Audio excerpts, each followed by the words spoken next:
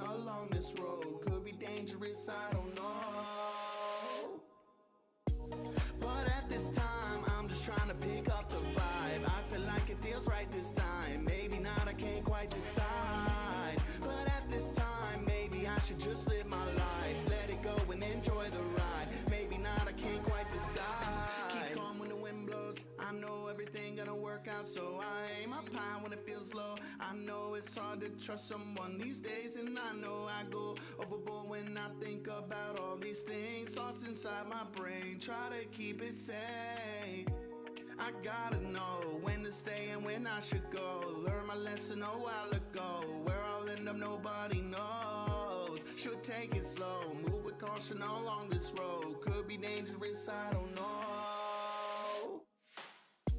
But at this time, I'm just trying to pick up the vibe. I feel like it feels right this time. Maybe not, I can't quite decide. But at this time, maybe I should just live my life. Let it go and enjoy the ride. Maybe not, I can't quite decide. But at this time, I'm just trying to pick up the vibe. I feel like it feels right this time. Maybe not, I can't quite decide. But at this time, maybe I should just live my life. Let it go and enjoy the ride. Maybe not, I can't quite decide. But at this time, pick up the vibe. Feels right this time.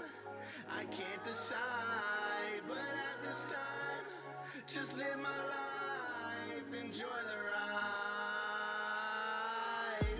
But at this time, I'm just trying to pick up the vibe. I feel like it feels right this time. Maybe not, I can't quite decide. But at this time, maybe I should just live my life. Let it go and enjoy the ride. Maybe not, I can't quite decide.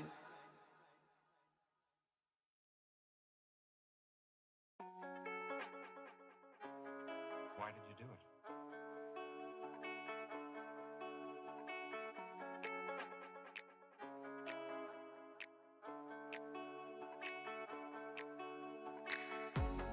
I feel like I'm in the ICU.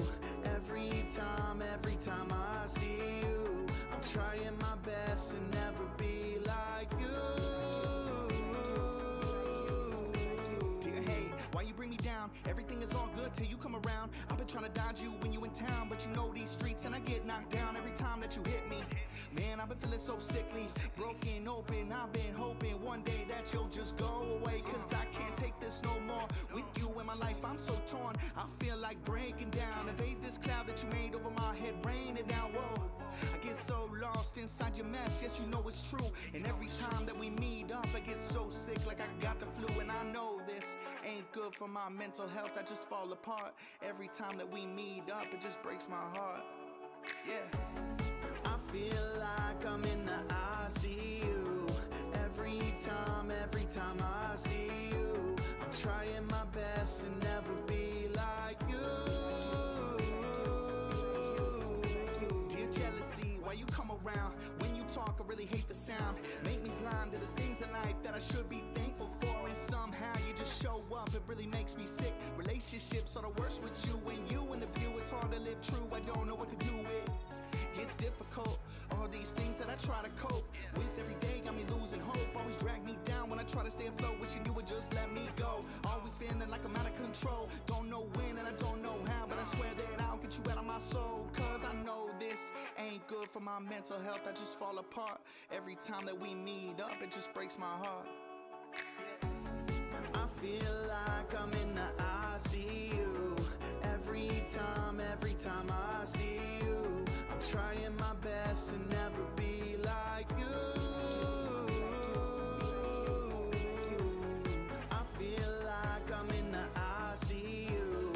Every time I see you, I'm trying my best to never be like you.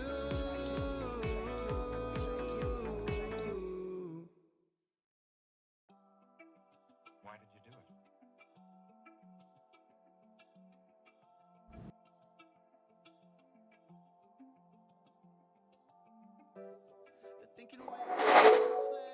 Whoops, wrong screen.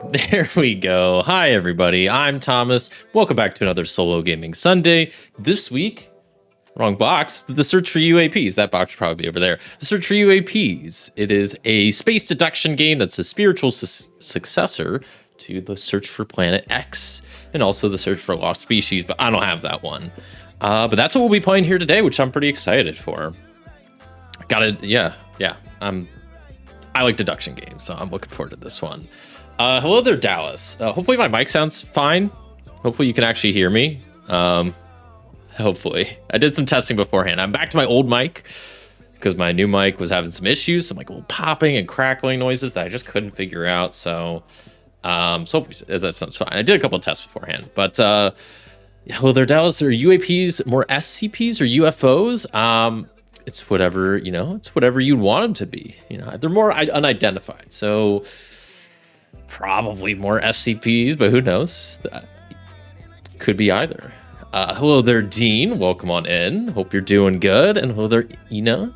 Sound is good. Awesome. Glad to hear. Hope everybody's doing good. Had a good weekend last week. Yeah. Let's see. Last week I got myself out of debt, which was great. That was stressful, but we're here. And now that I'm debt free, I got a new job, which I'll talk about here in a little bit. But yeah, that's fun. I'm trying to think what I've been up to this last week. Been a bit of a busy week. I did a bit of traveling earlier in the week for some family stuff. Not gonna get into the details, but nothing bad. So that was exciting. Exciting stuff going down. Not stuff I really just want to talk about on stream or anything. But what else? I've been playing lots of games. Been playing this. Been playing.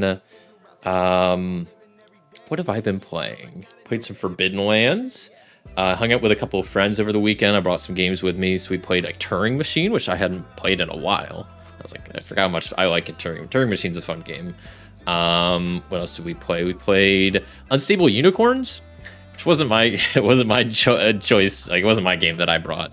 One of my friends had it, and it was the Not Safe for Work edition, which I think I played Unstable Unicorns before, and I thought it was fine. I wasn't huge on it, but I thought it was okay. And I've probably mentioned this before. I'm not a huge fan of like Not Safe for Work games and like spicy truth or dare. Like I don't like those types of games. I really dislike Cards Against Humanity. Played that a lot in high school. Thought it was fine then, and I have zero desire to play it now. But yeah, we played Unstable Unicorn NSFW Wick Edition, which was fine. It was okay. I didn't care for the theme, but it's an okay game. What else? We played a little Bullet Heart, some co-op Bullet Heart, fighting against, who was it? The Forest Witch, which was the backside of, what's her name? I don't remember, but that was fun. I played as, of course, Mark the Pilot, because she's like one of my favorites. I forget what the other two players were playing. I think one was playing, what's her name? The one gal from Bullet Star that can like rotate her patterns. Kate something? No. Rose Blanchett? I don't know, something like that. And then the other player was playing QP, who is the one gal that she has like 2 life she only has 2 cards in her hand, and then whenever she clears bullets or spends a pattern, there's stuff, she has weird stuff. But I'm not a huge fan of QP personally, but it went good. We did win. Took a while. We almost lost in the end, but that was fun. What else? And I've just been playing this, kind of preparing for the stream.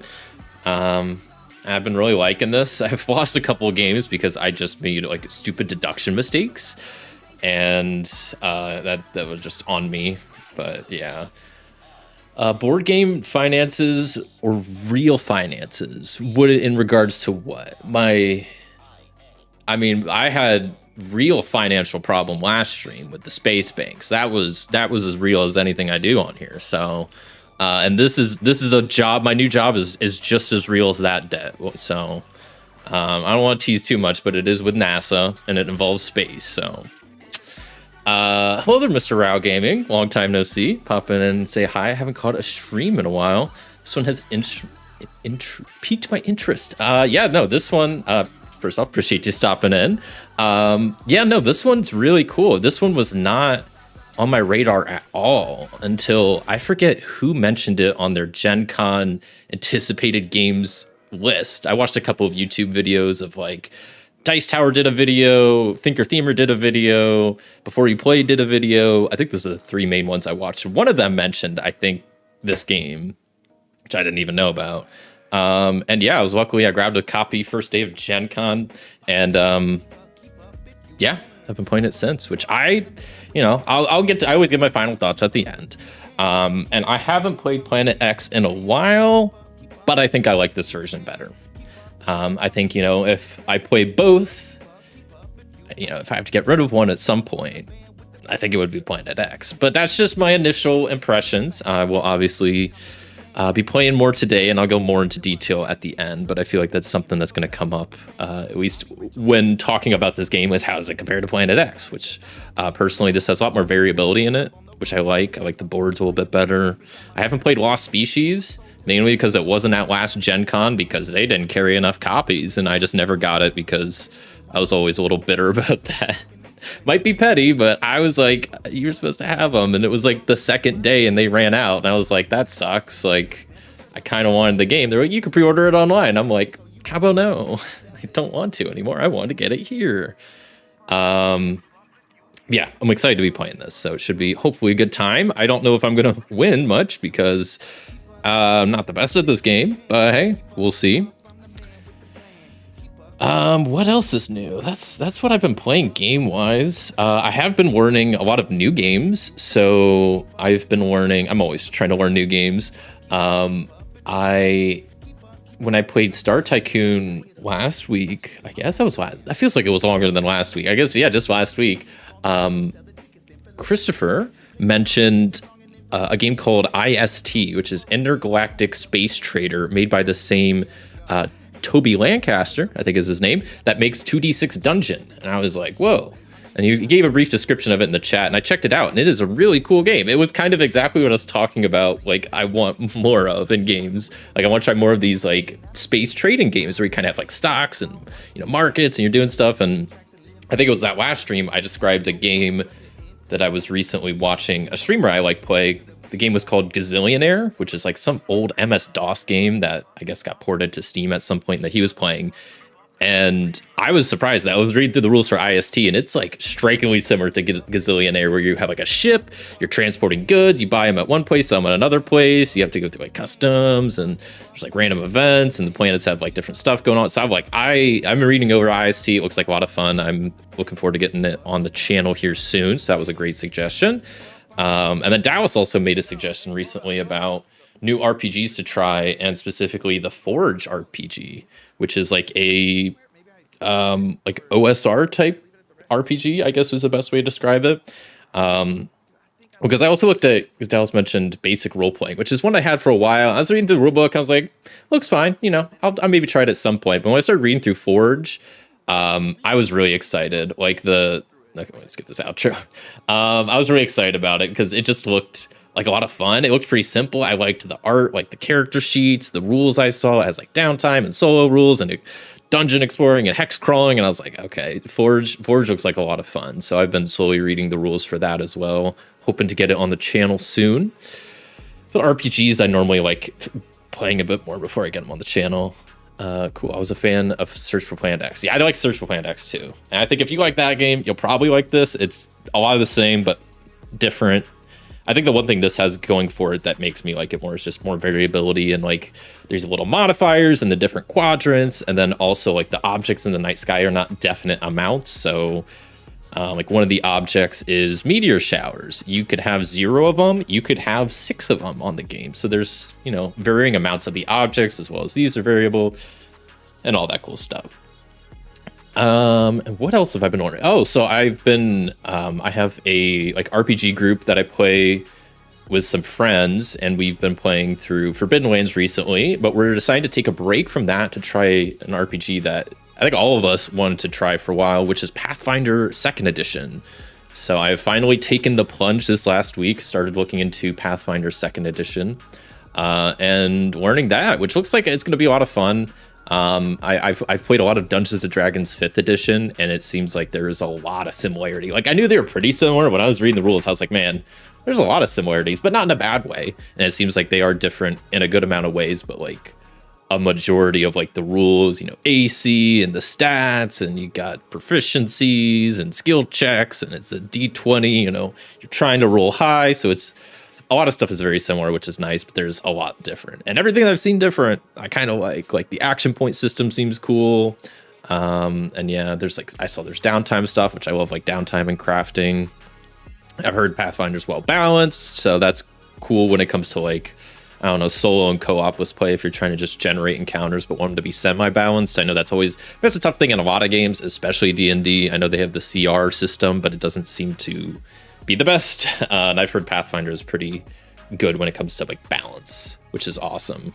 And yeah, I've just heard it's like pretty similar to D&D in a lot of ways. I looked through some of the classes; they look pretty cool. I like the whole idea of like having class feats, and you know, it looks like you really, because in D&D you have like kind of subclasses, but you don't really have that in Pathfinder. You have just like class feats that fit more of a certain play style, which is, it's an interesting way to do it. I don't know. I mean, it gives you more options and more customizability, so I'm sure it's a better choice, but I don't know if I like it as much so far, at least in that aspect. But you know, I just need to play with it more. I haven't even played the thing yet. I'm still reading the rules, and using like a website called Path Builder 2E, which is like D&D Beyond, if you've ever used that to whip up some characters. Probably gonna make my first character just like a fighter.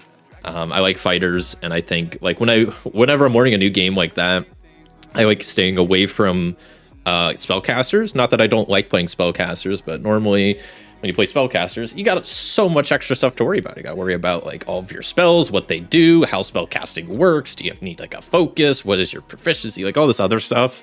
And it's like, if I'm trying to learn a game, I just want to play a simple fighter.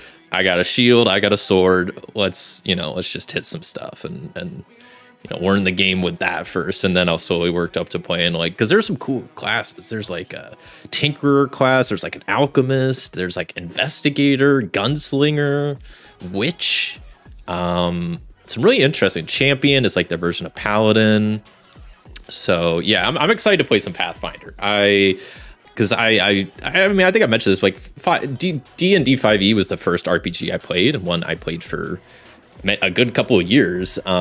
But since I've been playing other RPGs, it kind of made me realize that I don't know if I really like D&D all too much. I mean, I had some good times playing it, and it's a fine game, but I haven't played it on this channel in a long time. There's kind of a reason. I just haven't been playing it in general. I've been having fun trying out other stuff. So I'm excited to try Pathfinder 2e. I'm really going to try to give it a good run. And I definitely think once I get comfortable enough with the system, I'll for sure do a stream or a couple playthroughs here on the channel with that, because that'd be fun. I think it'll probably pair with Mythic, hopefully. Pathfinder 2e is sort of crunchy medium between D&D 4e and 5e.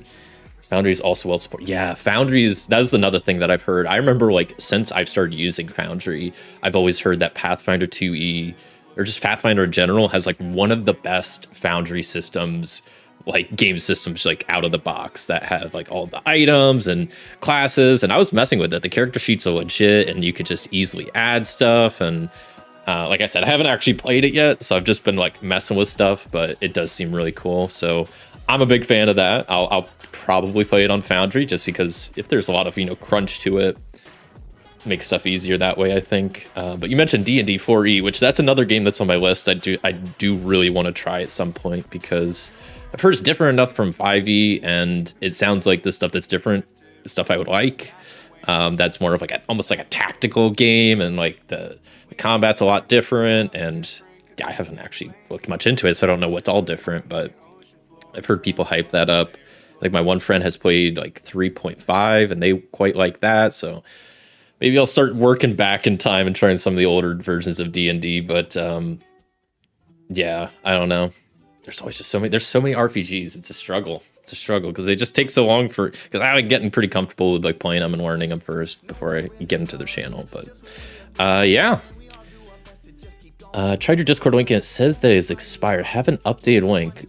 Did you do the one in chat? Because there should be one in the description of the stream also, and like the description. And I think that one works. I think if you did the one in chat, that one is expired for some reason. I need to look into that, even though they should be the same link. Let me know which one you used and if the other one works, because I need to make a note. Maybe I'll, you know what? I will add that to my to-do right now, because it's one of those things that I don't remember till someone brings it up during stream, and then I'm like, well, I'm not gonna remember to do it later. Okay. Put on my list for tomorrow. I think it's the Nightbot URL that's out of date. That's not how you spell Nightbot. Nightbot URL Discord. Hopefully that was, yeah. If not, I think I might have, it should be in this. I think one of them works and one of them doesn't, so let me know. But yeah, that's what's new with me. I'm trying to think what else. I haven't been doing too much else. What have I been watching? Nothing new. I haven't been watching new shows. Admittedly, I've been I like rewatching shows that I really enjoy. So like Attack on Titan is one of my favorite shows, and I've like recently rewatched that. And so most recently, I've been going back and rewatching some JoJo's Bizarre Adventure, specifically starting with part 3, the Stardust Crusaders, which is my favorite part. And I forgot how much I like the show. Like, I'm just been going back and watching it a little bit here and there, and I'm like, man, this show is so good. Like, it's just so fun, and it's so just wacky, bizarre. It's such a fun show. I'm like, I just got to the point like they just picked up Iggy, and I really like Iggy. Iggy's maybe one of my favorite characters, so I'm really happy to get to that part. I just got to the episode with like the one kid with like the comic book and his brother. So that's a fun one. It's such a fun show. So I'm kind of glad, like, I just watched through it fairly recently, but like, I don't know. I just wanted a show to watch, and I put on like an episode or two, and now I'm like 30 episodes back into the show. But it's a fun one. Thanks. The description one works. The Nightbot link is out of date. Okay, cool. I made a note to update that, so I will have to do that. But yeah, thank you for letting me know. I will for sure do that. Now that I wrote it down, I will for sure do that. There is no way I forget about it now. What else have I been watching? Nothing else too much, really. I guess one stream thing I've been watching is one streamer that I watch on occasion is Ludwig. He is a pretty big streamer. Streams on YouTube, used to stream on Twitch. Mainly does like variety, like YouTube, like video game stuff. But recently he's been like yesterday and today, he's been hosting an event called the Streamer Games, which is like a streamer Olympic games where he has a lot of big streamers come and compete in like Olympic style games, which was quite fun. Like some of the events are pretty like normal Olympic stuff. They have stuff like volleyball and like 100-meter dash, but they did like 99-meter dash instead. I don't know. They're like doing like little weird things, but then they also do a lot of really fun other events. Like yesterday, one of the events was a tablecloth pull where you have items on a table and you have to pull a tablecloth off and see whose table is least disturbed. And that was fun. They did one that was like a water bucket challenge where your team's in a row and you have like a bucket of water, but you're blindfolded and like dumping it back and trying to get the person with the last bucket to have the most water. So it was a lot of fun. I only caught a little bit of it yesterday, and I was watching a little bit just right before the stream today. What were they playing? They were doing the tug of war, which was quite fun. So there was like a team. They have different teams based on like platforms they're on. So there was like a team Twitch, team YouTube, team podcast. There was like a team 100 Thieves, which is like a content org. Team FaZe Clan. Who else am I? Team Red Bull Athletes, because it's like a Red Bull sponsored event. I'm probably forgetting a few more, but those are the ones off my head. Team OTK and Offline TV, more content orgs. So yeah, it was a lot of fun. I mean, a lot of the streamers I recognized, a lot of people I didn't, so it was kind of fun watching that. So I'll probably after the stream, if it's still on, I'll probably be watching that, or if not, I might just try to watch some highlights. But that's pretty fun event, pretty well produced. So yeah, that's one thing I was just watching earlier today. But yeah, geez, it's already been 24 minutes. That's impossible. Okay, well, I've been rambling on for too long, so let me change the music and we'll get into the actual game itself. I don't know what music I want to turn on because Sims, I like Sims, but I've been playing that a lot. So I might go back to just my old stream music. Yeah, this one. Hopefully the sound should be good. I'll turn it down maybe just a little bit, but okay. So let's get into a little bit of the search for UAPs, because last week was not a great week. I was very stressed because the space banks were after me because of my space loans. They were giving me a space startup to get myself out of debt, and luckily I was able to do so. So ended last stream on a bit of a high note. Not in debt anymore. Ran multiple successful startup companies. Made a couple bucks along the way. And apparently last stream I caught the attention of some companies out there that saw how good I was at managing space companies and just doing stuff in space. And that company, I mean more specifically, is NASA. NASA reached out to me over this last week. They saw the stream. They said, "Hey, Thomas, we're huge fans of the channel. We watch it every week. Great stuff. How would you like to come work for us?" And I was like, "Great, I'm on board. What do you want me to do?" And so I've been going through interviews this last week. I have the job, but now comes the training part where I technically have the job, but I don't fully have the job yet. I'm still in a bit of a grace period where if I screw up training, this could all go wrong. And this is my training for NASA. Surprising. I know it's hard to believe, but this board game I am playing, I said I bought it at Gen Con. That's a lie. NASA actually sent this to me for training. That was all just a cover up. I made up that whole Gen Con story. I was never even at Gen Con. I don't even know what Gen Con is, but I could tell you that NASA sent this to me and I have to win to secure my job. So that's what's on the line today. No big stakes, no big deal. That's my new job. And I'm going to explain the game and hopefully do good on my job evaluation and keep my job at NASA, because surely that'll work out. So this is the search for UAPs, a spiritual successor to the search for Planet X. And I say spiritual successor because I think that's the best way to describe it. It shares a lot of similar DNA. It is a space deduction game, an app-assisted game. We're searching for stuff in the space sky, I guess. It's a little bit different in a couple ways. Both of these are made by Renegade Games, but this is also made by Foxtrot Games, the original, while this one is Renegade and Bezier Games. Also, one of the big other differences is who made the game. So Search for Planet X was made by Ben Rossett and Matthew O'Malley, while the Search for UAPs was made by Ted Alpash. So different designers, different companies, but very similar games. Because you're doing the same thing. It's a deduction space game. You're figuring out where stuff is based on logic clues. Okay, if you know meteors are always on top of each other and there's a nav over here, well, navs are always adjacent or directly opposite. So, you know, if there's a nav here, there's a nav here, and if there's a nav there can't be a meteor shower. And if there's no meteor shower in sector 9, well, 9 and 1 are stacked on top of each other, and then you can eliminate 1 and all that good stuff. So lots of similarities, but the games are different enough to at least warrant, I think, checking out, because personally, like I said, still haven't played this too much, and I haven't played Planet X in a while, but I liked Planet X when I played it, but I think so far I do like this better. So what's different? That's actually part of the book. So I'm just going to literally read what the book says. So differs, how does it differ from the other games? Well, first off, this does play up to 5 players if that's a concern for you. One of the big benefits of this game for me, variable amount of objects. So there's not always 6 meteors in the night sky. There could be 0 meteors in the night sky. There could be 2, there could be 4, there could be 6, because they always come in pairs of 2. So that's something that I think is fun, adds the replayability.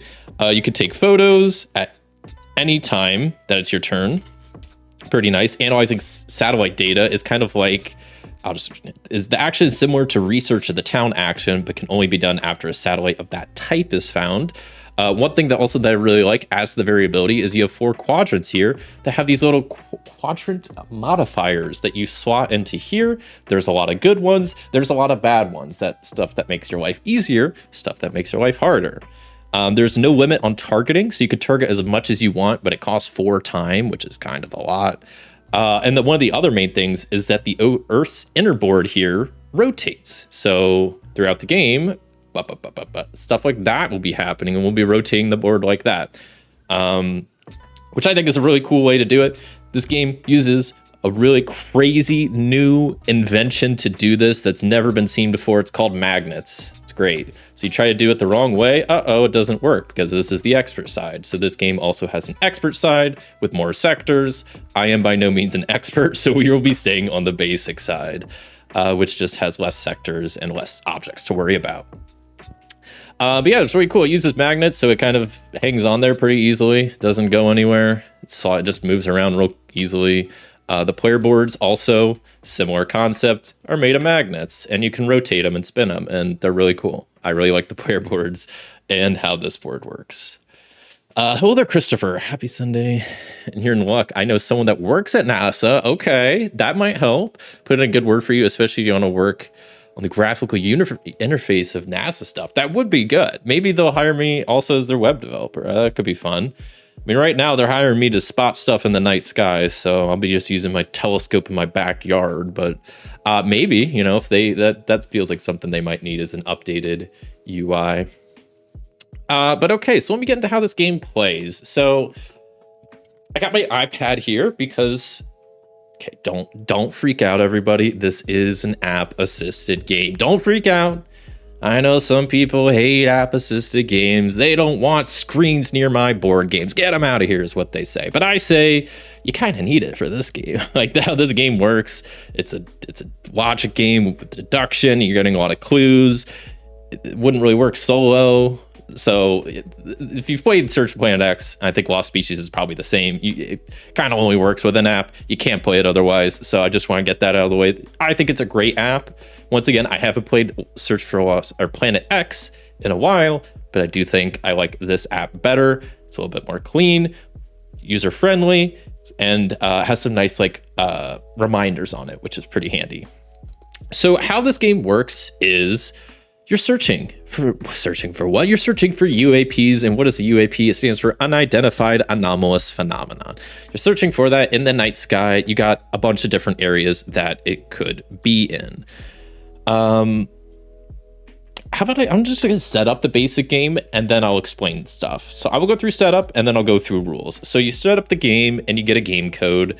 You have kind of two whiteboard dry erase things over here. I got one for actions, which I'll just be writing on the bot actions. This part down here for declassified UAP reports, and then the scoring card where I can also write down the game code. So if you wanted to try this game for yourself, you could try it. It's game 4602, I guess. I think that's how that works. I mean, I know you give it to other players that want to play at right now, but I think you can use it in the future to play that same game again. But regardless, so this now determines a couple of things. We got the moon token. This goes into sector. It's in sector 9. We also have our 4 modifiers. One thing that can happen, which I guess this does, is sometimes there's no modifiers. Okay, we don't have one in that spot. This northeast quadrant has the hitch a ride modifier, which says when researchers move from here, you may move with them for free. Pretty nice. Down here we have advanced detection. I don't have these in any order, so I gotta find. Wait, where? Yeah, I just have to scan. So this one says analyze unseen satellites for +1 time. That's pretty nice. And then the southwest is the rapid fire. All of these are positive. That's kind of nice. So rapid fire says targets 2 sectors here for a cost of 6 time. Okay, so I'll be playing as the orange player. And we have our initial clues to go off of first. So, like I said, it's a bit of a deduction game. So they're going to be using those deduction skills. So first off, it tells us where the moon starts. So the moon is its own object in space. So that's in sector 9. We know nothing else is in sector 9. We also know one of the objects is called the Hubble Space Telescope, and it has a specific rule. It cannot be next to this moon. I think they call it Luna in the game. So the 2 spots next to the moon, I could cross off the Hubble Space Telescope because we know it's not there. Also, we can cross off the moon out of every other spot because in this game, there's only one moon, unlike real life.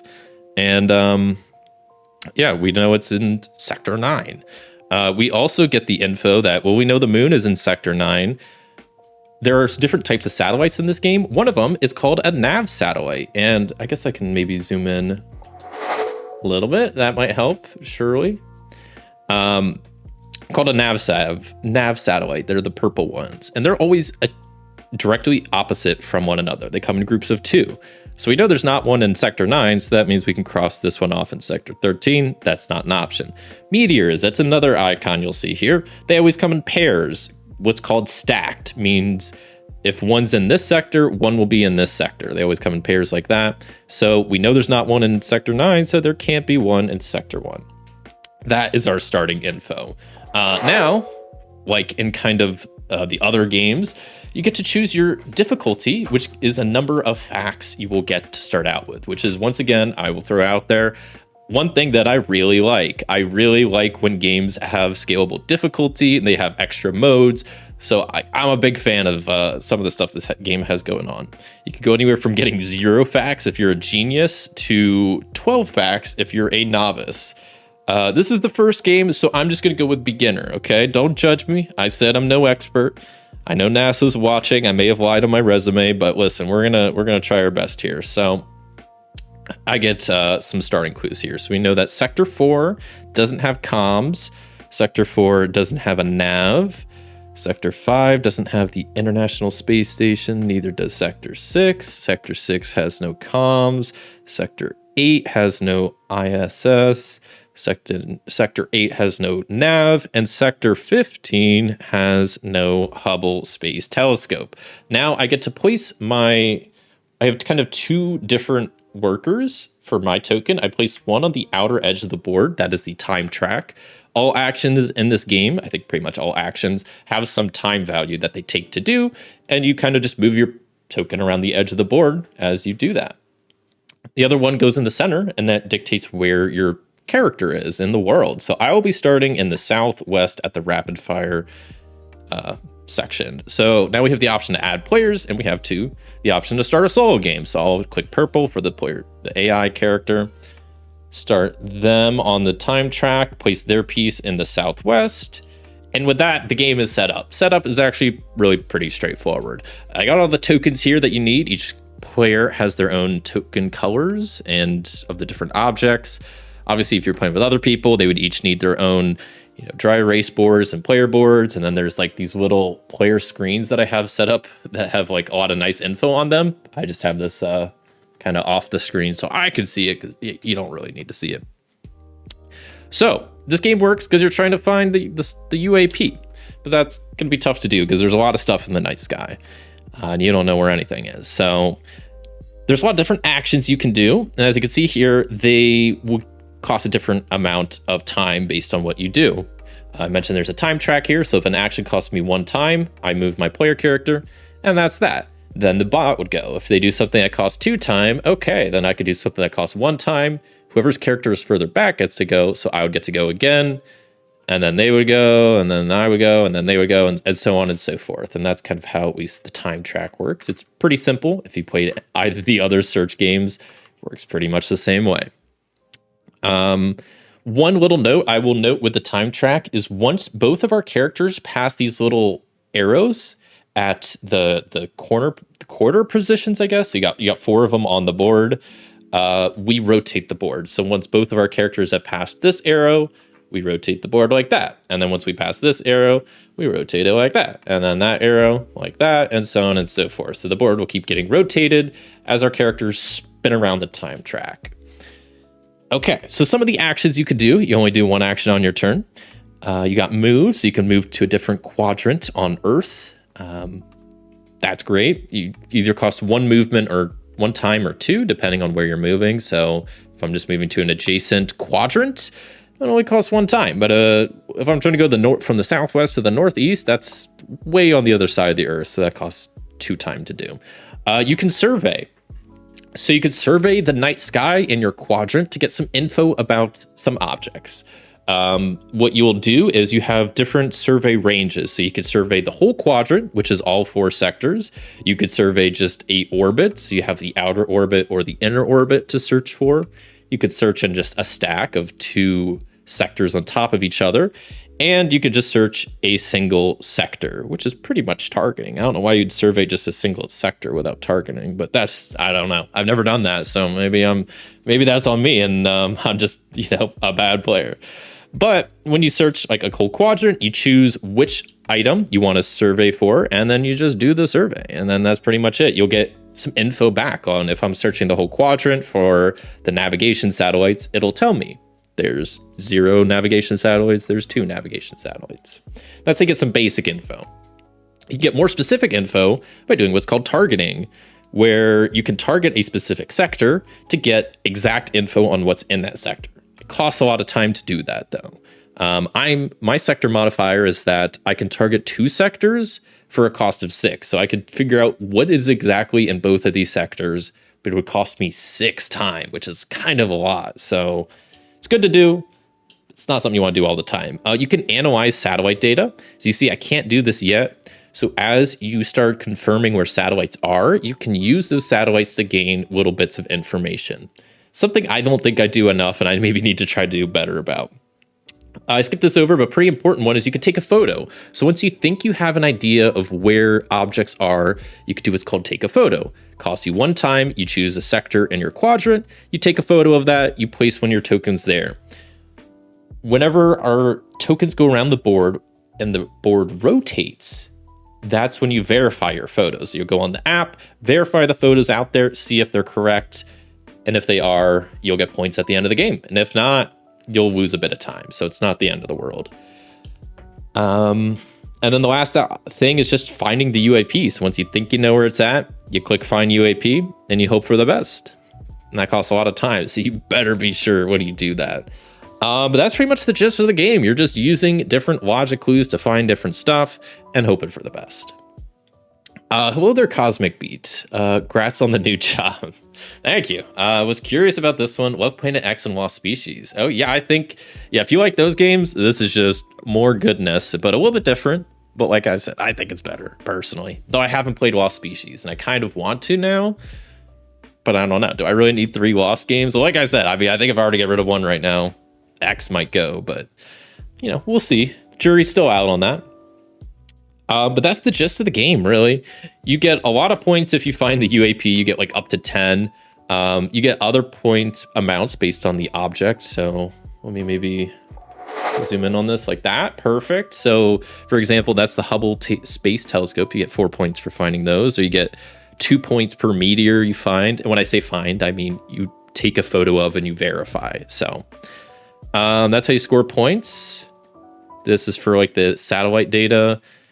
Oh, and I should have mentioned, so the declassified UAP reports. So this is one thing I guess I could double check on. I think the app just kind of randomly decides whenever you get these bits of information. It just feels like, I've played this a good amount of times now. It feels like just completely random points at the game. Sometimes it'll be the first turn. Sometimes it'll be way down the line, I'll get more info. But basically throughout the game, there'll be a flashing question mark on the screen that I could tap on and get some extra info about the UAP. And basically it's going to tell me the UAP is not something. The UAP is not directly across from a spy satellite. The UAP is not within 2 sectors of the moon. Stuff like that to help me narrow down where the UAP is and where it's not. I guess I'll real quick on that note talk about the some of the objects you can find. And this player aid actually does a pretty good job, so I'll just show this real fast. So you have Luna, the moon. It's revealed at the start. There's only one of them, and it's going to always appear in the outer orbit. You also have the Hubble Space Telescope. The rule for that, it's never going to be next to the moon. It's worth 4 points. There's always one also in the outer orbit. On the inner orbit, you have the International Space Station, which the rule for that is it's always going to be next to at least one space junk. There's always exactly one space station. And then there's spy satellites, only in odd number sectors, once again, only on the inner orbit. And there could be 1 to 2 of those. So that's one of those objects that could be 1, could be 2, who knows? One thing I learned, we'll get to this in a second. Actually, I'll go up. Wait. So meteor showers always appear in both orbits. And like I said, they always appear in pairs and they're stacked. So if one is in sector 12, there's going to be one in the sector below it, which is sector 4. And that's why there might be 0 or 2 or 4 or 6. And then the last is stuff that can appear in any orbit, which is communication satellites. They only appear in even sectors though. There's 1 to 2 of those. You got navigation satellites. There's either 2, 4, or 6 of these, and the rule with these is they always appear in pairs directly opposite to each other. So if there's one If there's one in sector 11 here, directly opposite of sector 15, there would have to be one there as well. You got space junk, which there's 1 to 5 of. This is appear in either orbit, but you would only have maximum of 2 next to each other in one orbit. So you can never have like a chain of 3 space junk in a single orbit. That doesn't happen. And the last is the UAP, which appears as space junk in scans and other stuff, but it's the UAP. And one thing I learned playing today, actually, that I kind of lost a game because I didn't properly figure out, is that the International Space Station, it always appears next to one space junk. The International Space Station, that has to be next to actual space junk. It cannot be next to space junk that might be the UAP. So, like, if you know where the ISS is, and you know there's space junk next to it, then you can know that that specific space junk that's next to that cannot be the UAP. So that was something I learned earlier. But that's all the objects. That's all the rules for it. And I think that's pretty much it for the rules overview. I don't want to chat on too long because I'm just going to be sitting here playing it. So you get to see kind of how it works. Like I said, I'm not too great at this game. I'll try my best. I did the beginner option with the clues, but I feel like the AI might still whoop me here and make me lose my NASA job, but we'll see. Don't worry, I won't freak out if you're using an app since you screens hear me all the time if you play anything. I mean, that's fair.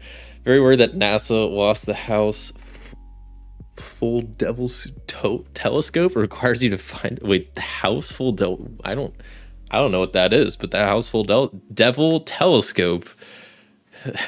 That's sounds like a cool band name. I like that, house full devil telescope. I like it. Okay, so let's get started. So I'm in this sector.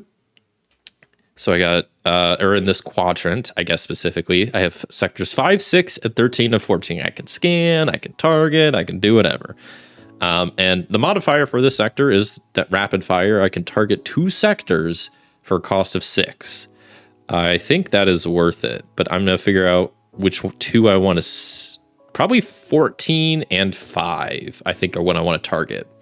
So I'm going to click target. Do I want to use the modifier? Yes. 14 and 5 are going to be my 2 I'm targeting. This is going to be a huge time sink, but it's going to give me some good info to go off of. So let's see what we get. Okay, I'm going to turn down the sound effects also for this. We don't need that on. Okay, and this is why I kind of didn't choose 2 sectors stacked on top of each other, because if I confirm that one of them is a meteor, I'm going to know 13 is a meteor as well. So that kind of just, that one action just told me what's in all 3 of those sectors. So huge start. And finding the Hubble telescope is kind of a big deal. It's kind of a big deal. So off to a great start. So sector 14 has the Hubble telescope. So we know it has none of this other stuff. And sector 14 is found. I kind of like just putting lines around the number so I know it's found. Even though I circle it, it just makes it stand out a bit more. So we know sector 5 has a meteor shower. So that means also sector 5 has, nothing else in it. Sector 5 is figured out. And like I said, meteor showers always appear in 2s and they're stacked on top of each other. So sector 13 also has a meteor shower. So that one's figured out. So we still don't know what's in 6, but that's totally fine. But we can deduce that, okay, since we have Hubble telescope here, there cannot be a meteor shower in 6 because they always have to appear stacked. So that's good as well.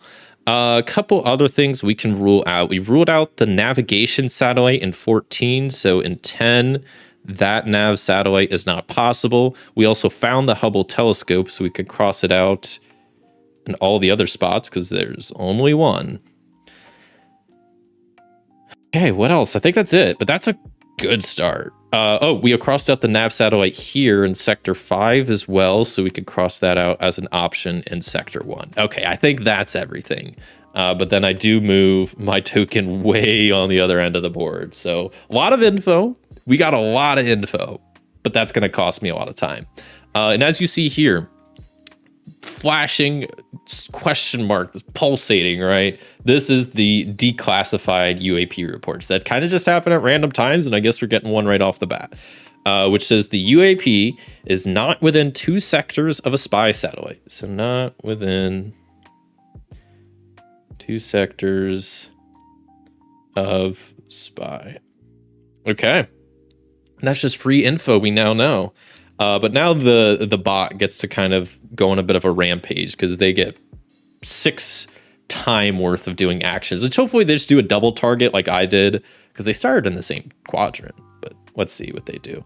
AI turn. They also do a double target, but they target 5 and 6. Interesting. So their token moves behind me.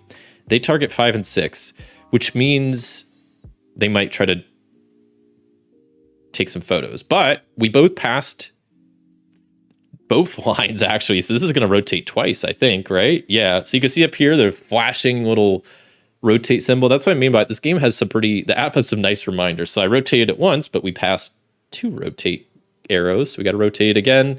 And now it's back to me. See, now our players are over here. So what I wanted to do was take pictures of sectors 13 and 14 so I could get them verified. But now I'm still in the Southwest. Now we got different sectors over here. So the rotating board is pretty fun. It adds a little aspect of extra stuff you got to worry about. I'm going to start with something safe. I need to start taking pictures because they're going to also take pictures. And then that's going to make me mad that I don't get points for it. So I'm going to take a photo of a meteor shower in sector 5 because I know there's one there. I was told by the targeting. And now it's the AI's turn. And they're also putting a photo in sector 5. But I did it first. Copycat. The issue is, what could I do? Because here's a little... Because you could start... The AI works in certain ways, okay? So they targeted sectors, 5 and 6. So they know what's in sector 6. Now, how the AI works is they will not submit a photo to be verified unless they are sure that that photo is correct. They only submit photos they know are correct. So if I see them submit a photo for sector 6, I'm going to know that that is a nav satellite. But if they don't, then I think it's safe to assume that it's not a nav satellite because you can't submit a photo of space junk. And if they knew what it would be, they would submit something. So I'm gonna hold. I was gonna move over a sector. I'm gonna stay in this quadrant for now. Maybe do a bit of the scan on the outside. We can see how many meteors are floating around. That could be kind of fun.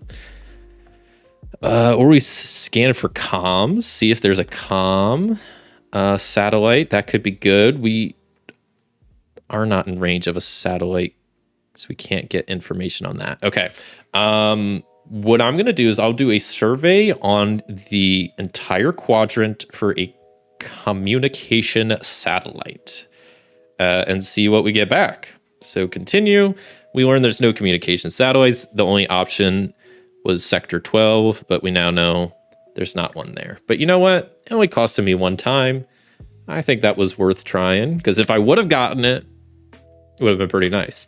So let's see. Does the AI submit a photo? Because I think if they do for sector 6, it is confirmed that it is a nav satellite. And they do. See, look, I kind of know what I'm talking about. So they submit a photo for sector 6. That is for sure. I mean, I don't know what it is, but I know it's a nav satellite. And I know so that I'm going to take the risk to also take a picture of a nav satellite there that I don't even know it's there. I'm just looking over at my coworkers' work and copying off of them. But you know what? Sometimes that's what it takes to get a job at NASA. So gotta be a bit ruthless sometimes. Let's see what the AI is gonna do next. So they are scanning the quadrant for navigation satellites. Okay, I need to be better. I'm also not great about writing down what the AI does. So survey 5 and 6. 11 and 12. We don't know the result, but we know they scanned for nav satellites. Okay.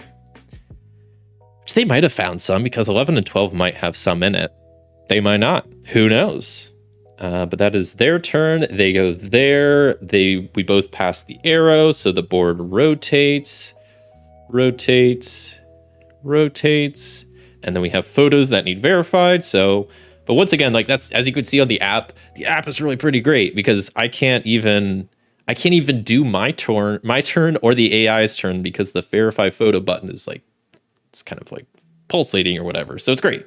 It's good reminders. Verify the photos. Wow, everybody's correct. So we were both correct that, hey, there's a meteor storm in Sector 5. And I copied off my coworker, but hey, I was correct that there is a nav satellite in Sector 6. And then it's back to my turn. Okay, so what I like doing, sometimes when I need to think, I like to rotate my board back to the original position. And you'll see why in a second. So Sector 6, we now know has a nav satellite.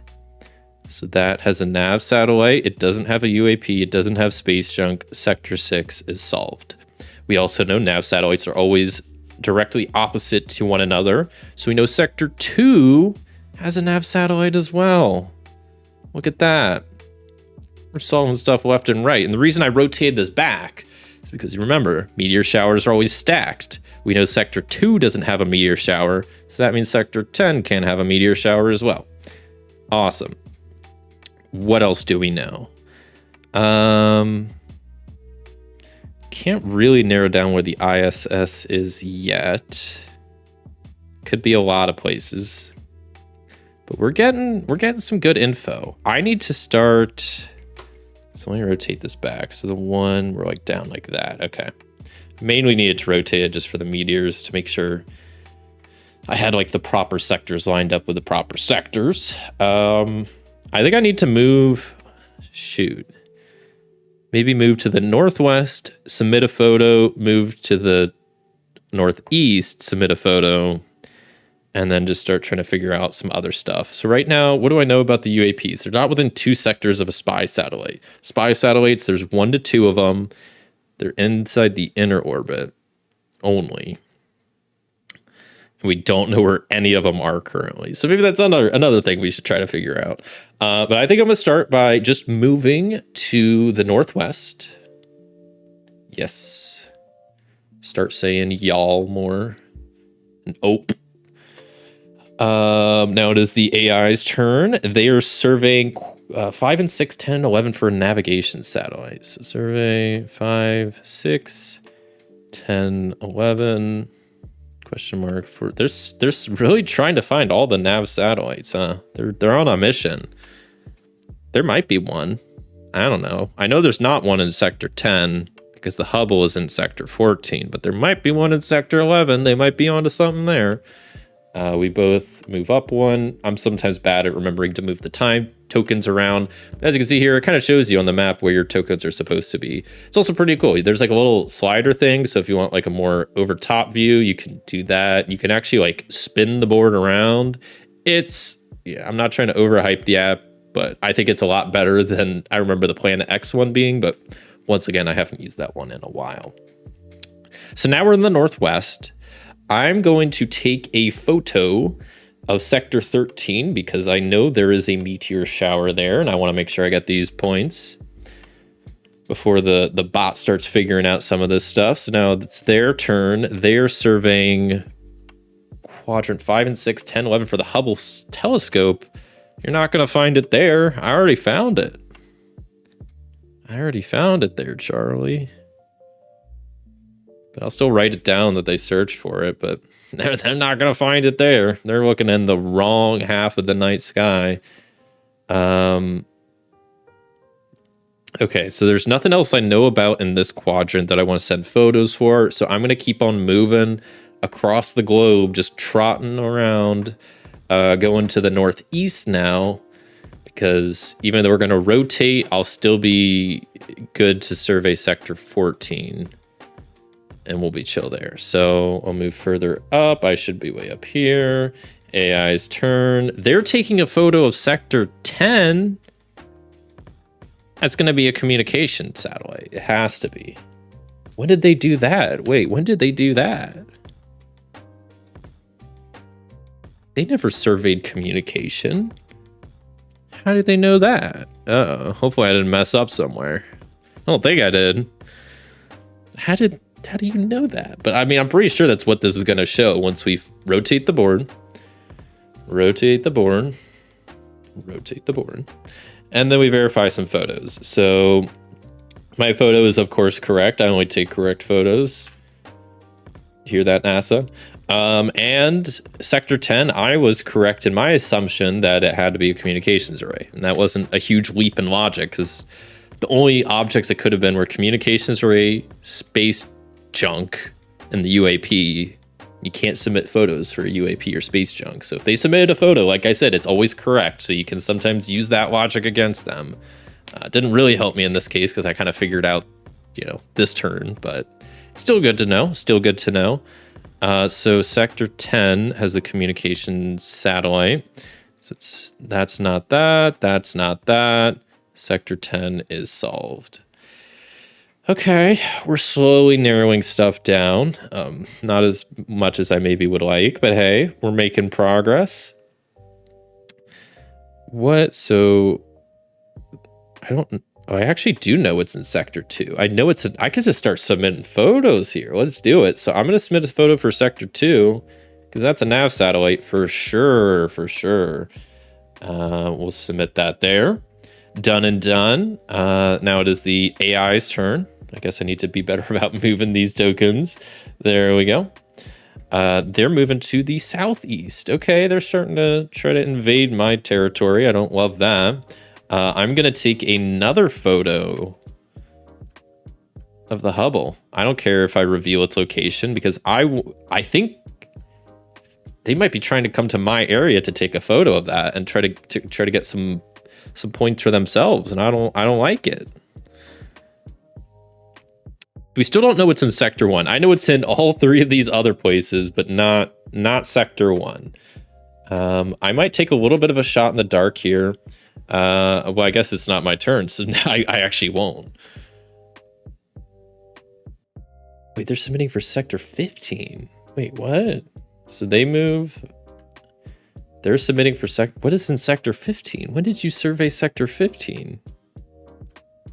Oh, I bet Sector 15 has a nav in it because or it has a meteor shower, because they surveyed Sector 11 at some point searching for a nav. They found one there, didn't submit a photo yet.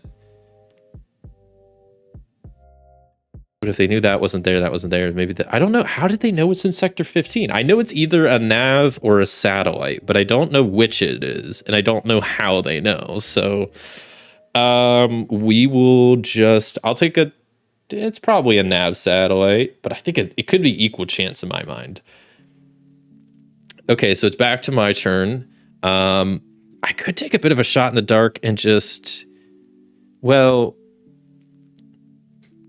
just going to survey. I was going to say I could submit a photo because that's about to be verified next round, but you do get a little bit of a penalty of one time if the photo is incorrect. So plus that would reveal the info to them, and I don't want to do that right now. So I'm just going to search the entire quadrant for a spy satellite. There's only one spot it can be. So I'll know if it's in one or not. And it is not, unfortunately, in one.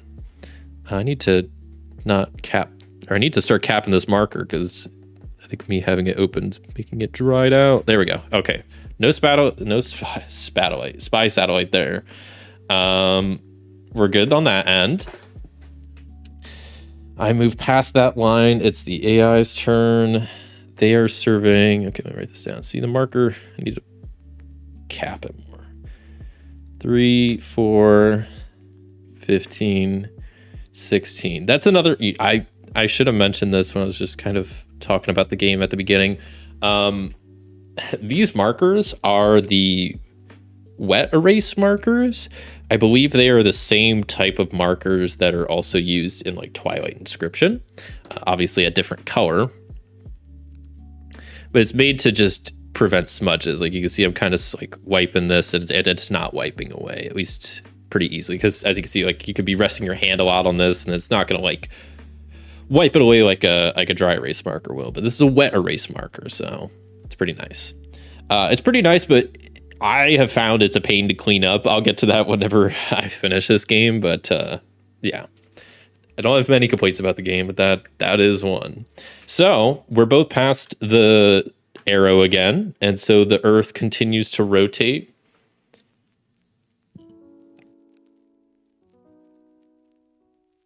Great. And now we get to verify a ton of photos. Okay, so let's see what's going on. I'm really curious what's in sector 15. I mean, it has to be either a nav satellite or the meteor shower. I think it could be either. So let's see what it shows it. It was a meteor shower. So my initial guess was incorrect, but that's okay. That is there. I was correct in my Hubble scope. Of course I was. And then I was correct in the nav satellite. Of course I was. We've already verified there's a satellite there. So it was going to be there anyway. I was just gaining them free points is all it was. Okay, so let me reorient my board and do a couple things. So we learned that 2 has that has that has that. So 15 has the meteor shower. So 15, I want to make sure I'm not going to do anything else. So 15 has the meteor shower, which means there's nothing else in 15. And 15 is complete. Meteor showers come in pairs. So 7 has a meteor shower. Great. Cross out everything else. 7 is complete. We also crossed out both nav satellites for over here. So those can both be crossed out, as those cannot be options anymore. I think we almost have all the nav satellites eliminated. There's like the last pair here. We have 1 set. There's always going to be at least 2. So there's either going to be 2 or 4 of this game. There's definitely not 6. What else can we figure out? What about the ISS? What's the situation on that? Because the issue with the ISS, not issue, but it's always adjacent to at least 1 space junk. There's nowhere we can really eliminate it. Like it could be here and then that could be space junk. It could be here and that could be space junk. It could be here and that could be space junk. There's kind of one in 3 options, right? And I don't know which one it is at the moment. What else can I eliminate? We know it's not within. Do we know any spy satellites? No. Wait, we do. We do. So this is why it's good to just take stock in what you got every now and again in this game. Don't rush it. It's a deduction game after all, and you got to use that brain. So spy satellites. I was like, oh, we don't know where any is, which is technically true, but also incorrect because there's always 1 to 2 spy satellites. They're on the inside. There's only 4 spots for them, and we eliminated 3 of them. There's always going to be at least 1, so we know for a fact, for a gosh darn fact, that 3 will have a spy satellite. There's always some spy satellites spying on us. So that's good, and that means a couple of things. That means a huge amount. That 1 spy satellite, it's like a domino effect. That's just going to make the whole game go swimmingly for us, because we're almost done, really. Because we know that has a spy satellite, so 11 can't have a meteor. If that's the case, we can confirm 11 has space junk with possible UAPs there. Great. We also know the UAP is not going to be within 2 sectors of the spy satellite. So this is not a UAP option. This is not a UAP option. Great. Okay. What else does that tell us? Actually, a lot. Because, okay, we got the 1 spy satellite. We know there's no more spy satellites. The ISS. So the ISS, like I said earlier, International Space Station, only in the inner orbit. We also know it's always going to appear at least next to 1 space junk. We got 1 potential spot here, but that is sandwiched between a meteor shower and a spy satellite. Neither are space junk. So we can rule out the ISS being there. We know the ISS isn't there. So then we got 1 of 2 options. It's either here or it's there. But we've already ruled this out at some point. So it's got to be here. Right? All the other options are narrowed out. So that means spy satellite or the ISS has to be in spot 1. That's solved, which means 8 has to have space junk. It cannot be the UAP either. That is confirmed space junk. Also, we crossed out the meteors for 8, so we know that there's no meteors up there. I told you, that 1 spy satellite did all of that. And we didn't even it wasn't, that was good. We know where almost everything is, but the UAP is still eluding us. I mean, it's eluding me. I guess I can't really speak for y'all at home, but maybe you know exactly where the UAP is, and I'm just not seeing it. And I probably could have been zoomed in on this a little bit more, but you can see more what's going on. I do have my board not properly oriented with the main board right now. I'm just trying to make sure I'm not missing anything else. Meteor showers look good. We have those 4. These could possibly be 2 more. Those could still possibly be nav satellites, and that's all okay. We have the 1 Hubble, the 1 ISS found. We have found 1 communications satellite. There's always 1 to 2 of those. Where could another one possibly be? We could have another one over there. And then that would make this probably meteor showers or space junk. So this is like, I'll admit, so like I said, I'm not the best at this game. And the end is where I think I struggle the most. It's like, I know where like pretty much everything is on the board, but how do I know where the UAP is? Like that's the tough part, which I guess technically to win the game, like you don't need to find it, but you get a lot of points for it. So I guess let's look at our options, okay? We know based on what I've ruled out, it's not anywhere on the inner orbit. So it's outer orbit territory. We got this spot that's confirmed space junk, but we don't know if that's the UAP. We got sector 12, sector 16 are our 3 options. So I think if we can confirm that, like, if we can confirm what's in sector 12, I think we can probably win the game. Because if we know it's a meteor, we know those are going to all cancel out. That'll cancel out. And then we'll be at a 50-50 chance. See, what we really need is more declassified UAP reports. We've only gotten 1. That's not within 2 sectors of a spy satellite, which was helpful. It helped us eliminate some of the inside options. But now we're stuck with all these options on the outside. And I don't know how to make heads or tails of it. So I think that's all we could do now. But we're really close to solving for this first game. So let's spin this around and keep on keeping on, shall we? This is how we're oriented. Luckily, we are chilling in the northwest, and I did say sector 12 is what I wanted to figure stuff out in. So we have a little bit of time. Like, even when the board rotates again, we'll still be within the sector. So it's all good there. The UAP is in my backyard currently. That's why I can't find it. Jeez, I'm looking in the wrong spots. Man, oh man. Okay, so what do I want to know? I want to know if there's either a meteor or a nav satellite in sector 12. That is what I want to know.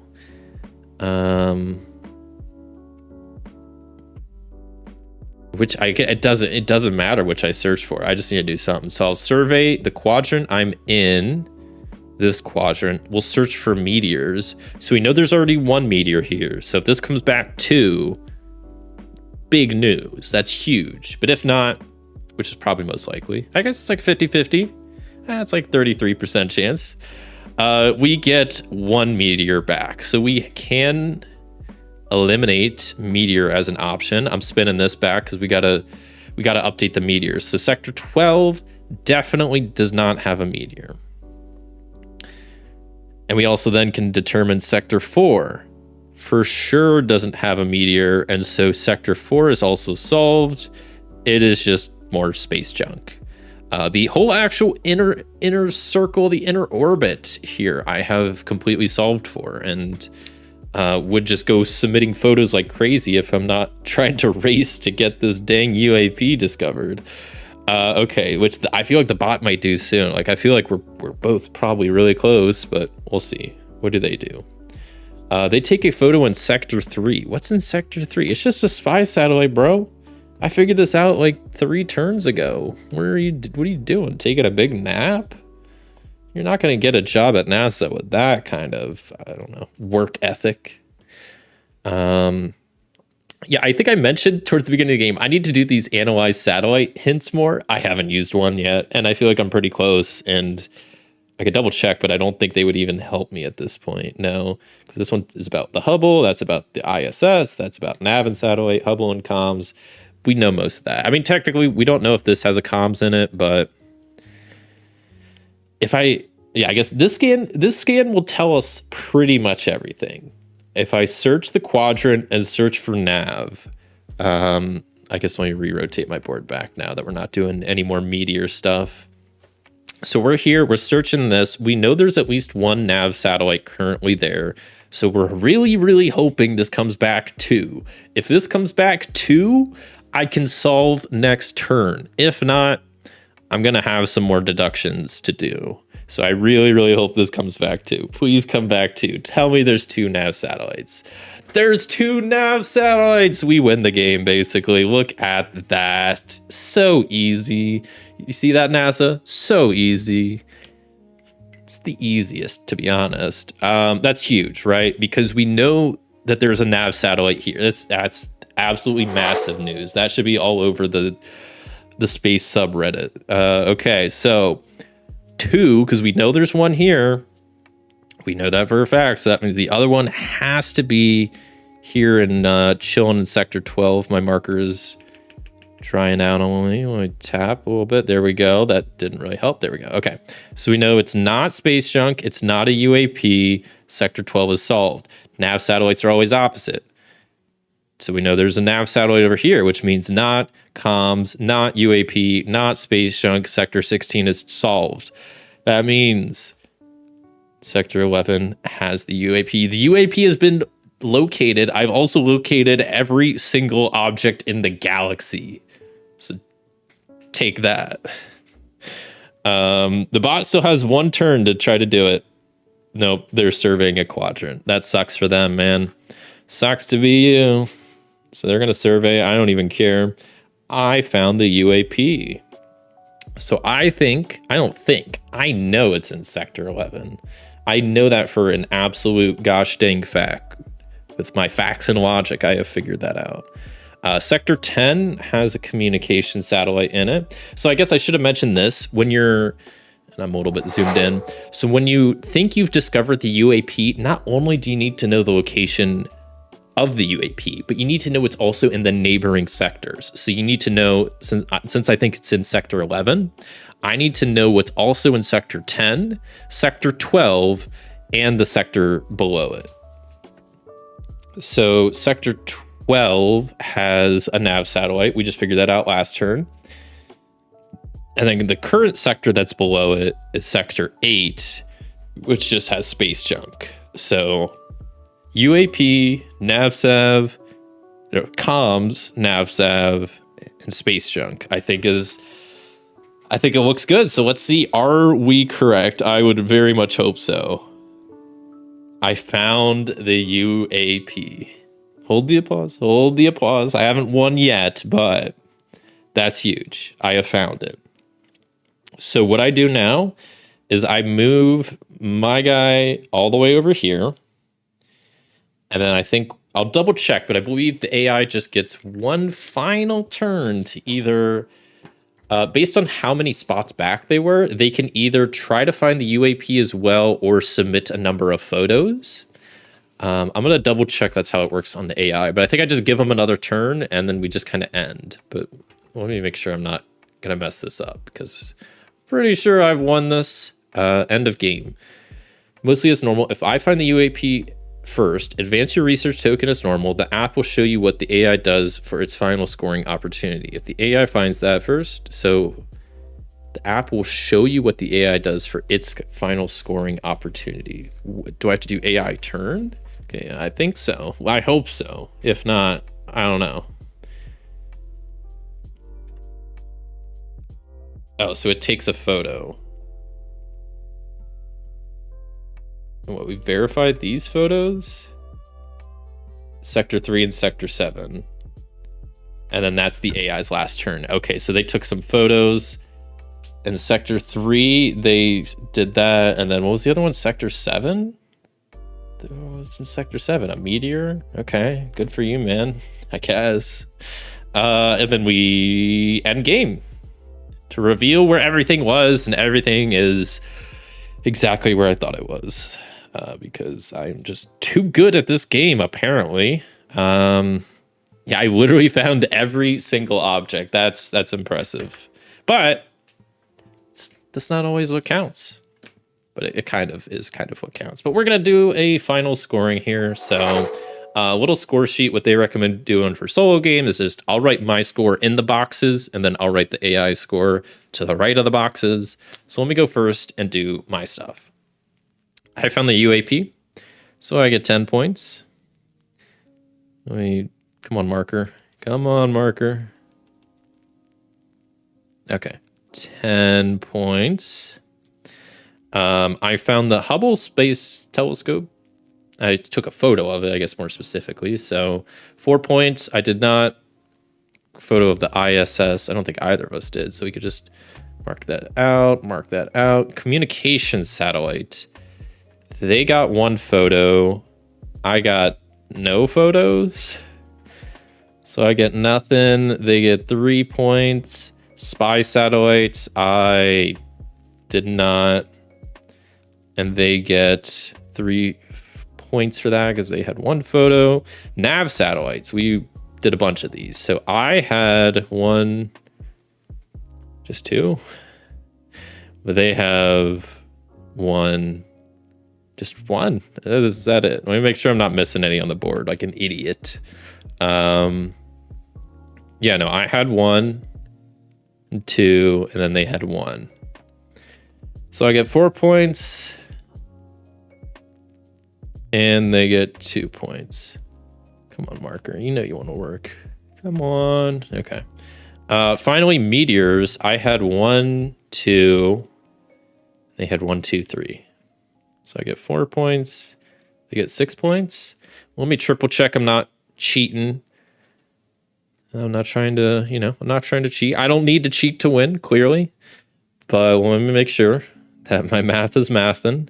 I got the Hubble. No one got ISS. They got communications. They got spy. We both got nav satellites. I got more. We both got meteors. They got more. I think that looks good. So my final score is, we got 4. It is 22. It's just 22. Marker is dying on me. Dying, I tell you. And what did they get? So they got 3, 6, 8 plus 6 is 14.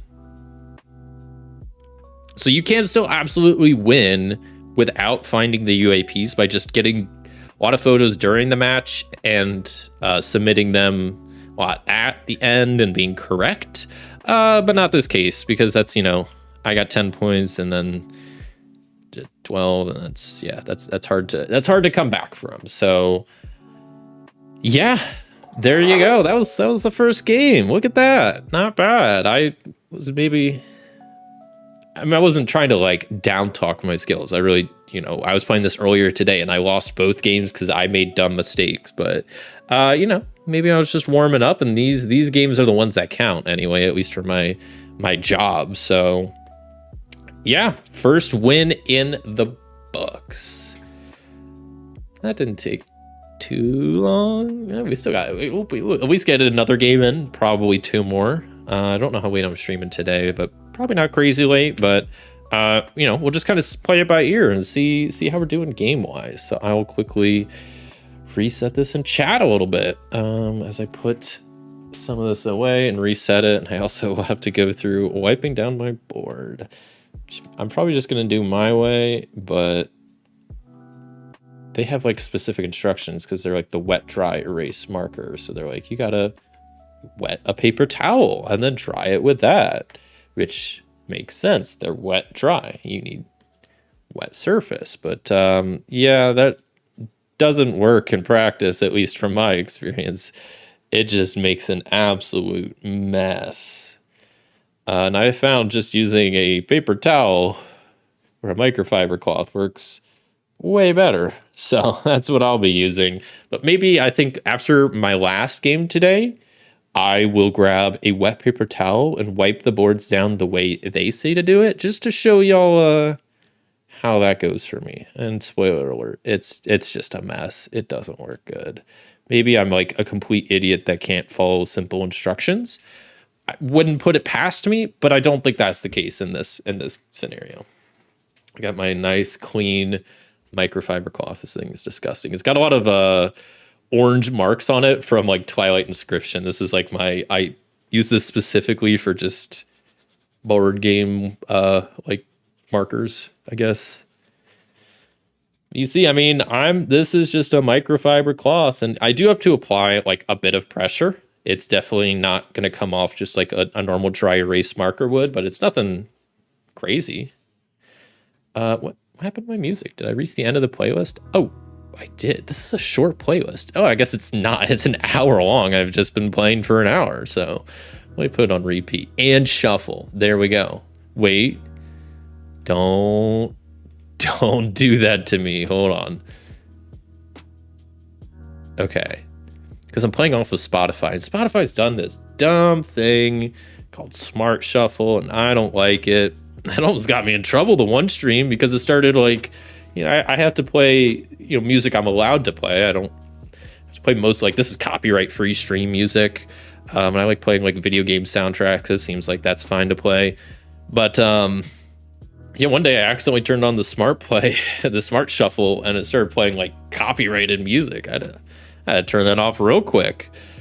Let me put some of these away. Yeah, I hope, that was a good first game. Hopefully I gave you a good idea of what's going on. We'll see how the next game goes. Maybe I'll definitely bump up the difficulty, or I'll get less hints this time to start out, is what I'm trying to say. Hopefully this isn't like shaking the camera. It kind of is, but sorry. Hopefully you don't get dizzy. But yeah, no, I'm the drying part of this game is kind of a little tedious, and like I said, the way they suggest to do it is not didn't work for me. But I do really like these player boards. As you can see on the back, they have the expert side where you have like the more sectors and whatnot. Very cool. I like that they're also magnetized and dry erase, and as you saw, like most of the time you'll rotate them as like to mimic the board, but then at some points, this mainly for the meteor showers, like they have to line up with their original sectors, so you kind of need to like twist them back to make sure that you're properly aligned and not mismatching sectors, or else you're gonna get some bad info, and then you're just gonna lose the game. That's why I don't know what I did. I was playing a game earlier today. One game I messed up because I didn't know the ISS that's next to space junk is actually like, that has to be space junk. It can't be the UAPs, because that led me to make some wrong assumptions. But I don't know, something else. I made some like wrong deduction at the beginning of the game earlier today, and then it just led me on a path where I was like, at a point where I got a clue, and I'm like, this doesn't make sense with what I have. Like, I made a wrong step somewhere, and I just had to like stop the whole game. I was like, well, I lost. Okay, let me get a quick sip of water, and then we'll get back into the next game.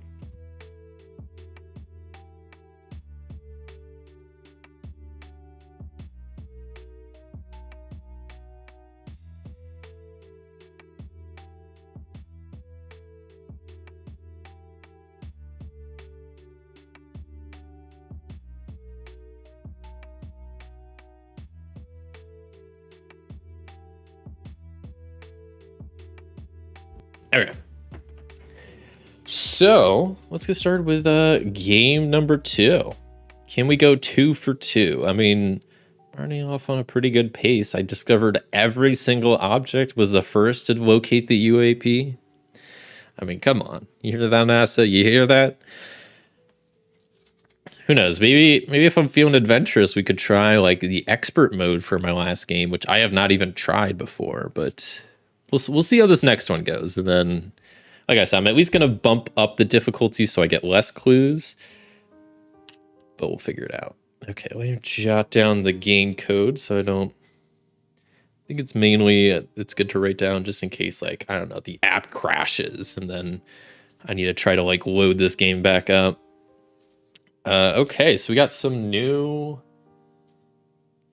modifiers for each quadrant. So in the Northeast, we have grant approval. Survey for 2 objects here for the cost of 1. That's pretty nice. We have advanced tech. Surveying costs 1 time for any number of sectors. Surveying costs 1 time. Wait. Surveying costs 1 time for any number. Oh, okay. So normally, like, surveying the whole quadrant, all 4 sectors costs 1 time. But this is saying I could target. That seems really busted. Wait, what? I could basically survey just a single quadrant? Well, now I see why you'd want to survey 1 quadrant if the time goes down to 1. Heck yeah, okay. So we got some of these good modifiers over here, but on the other side, not so much. We're gonna get some not so good ones. For example, hurricane in the southwest, which says moving to/from here costs +1 time. We also have, where is the thing? There it is. Electromagnetic pulse in the northwest. No surveying allowed there.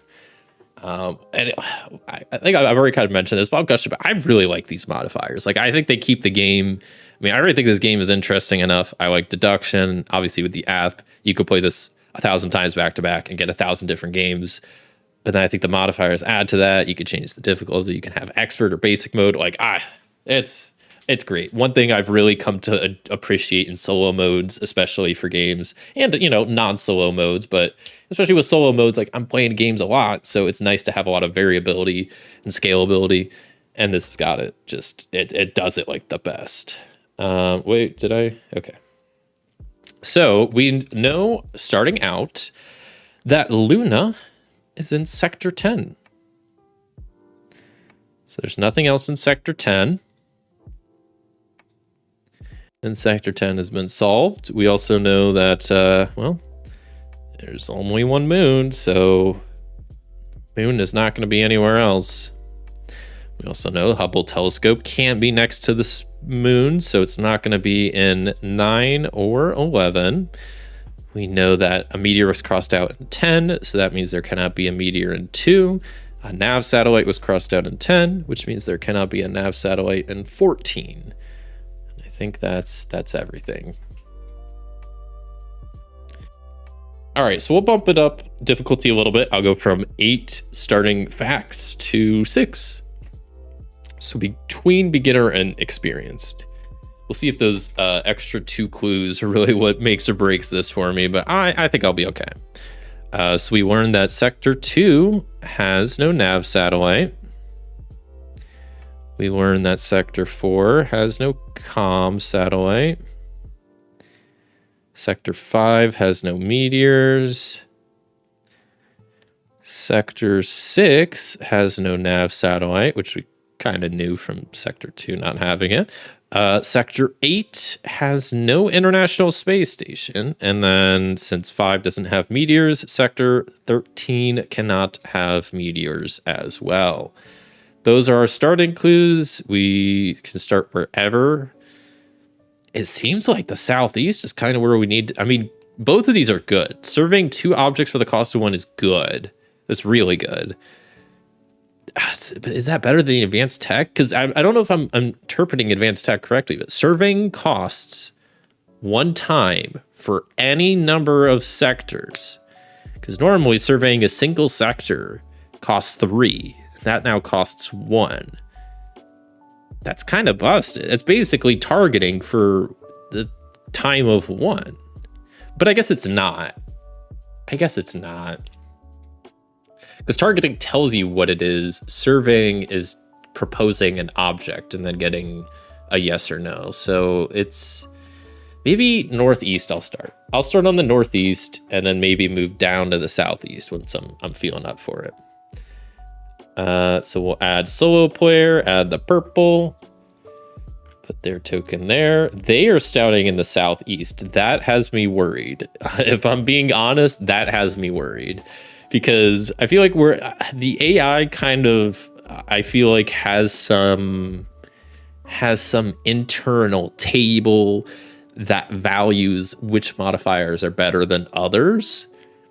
Because I've noticed, like, when certain modifiers pop up, it always starts at certain ones.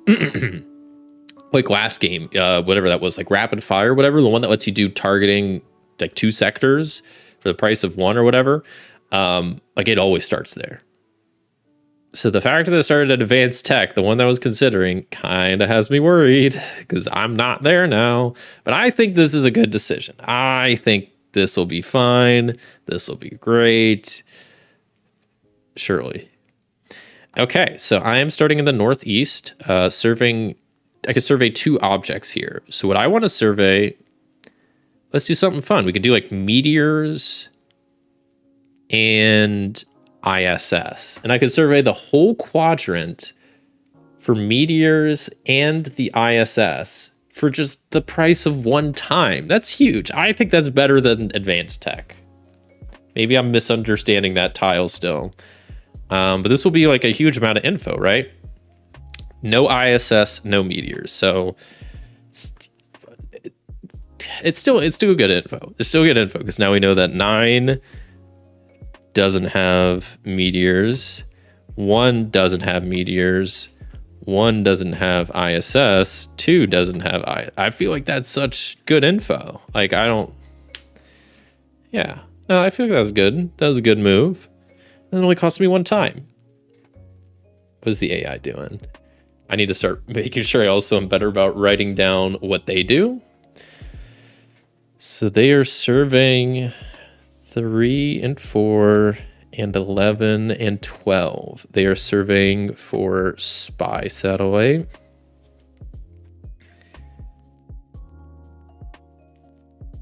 That's weird. They didn't even do the advanced tech stuff. They just did a normal survey that wasn't anything crazy. They just surveyed the whole sector. Okay, maybe they're gonna also like do another one that's a little bit more narrowed focus, but I'm just gonna keep surveying stuff. So like I kind of want to survey spies. I want to survey nav, but nav isn't gonna be too helpful. We could survey like the 1 and 9 stack and survey spy and nav, but then if it comes back 0 and 1, that's gonna suck because that's not gonna tell us much. I could survey. Okay, I got it. So I'm gonna survey. Yes, do the grant approval. We're gonna survey the inner orbit, and we could survey spy satellite, communication satellite in sectors 1 or 2.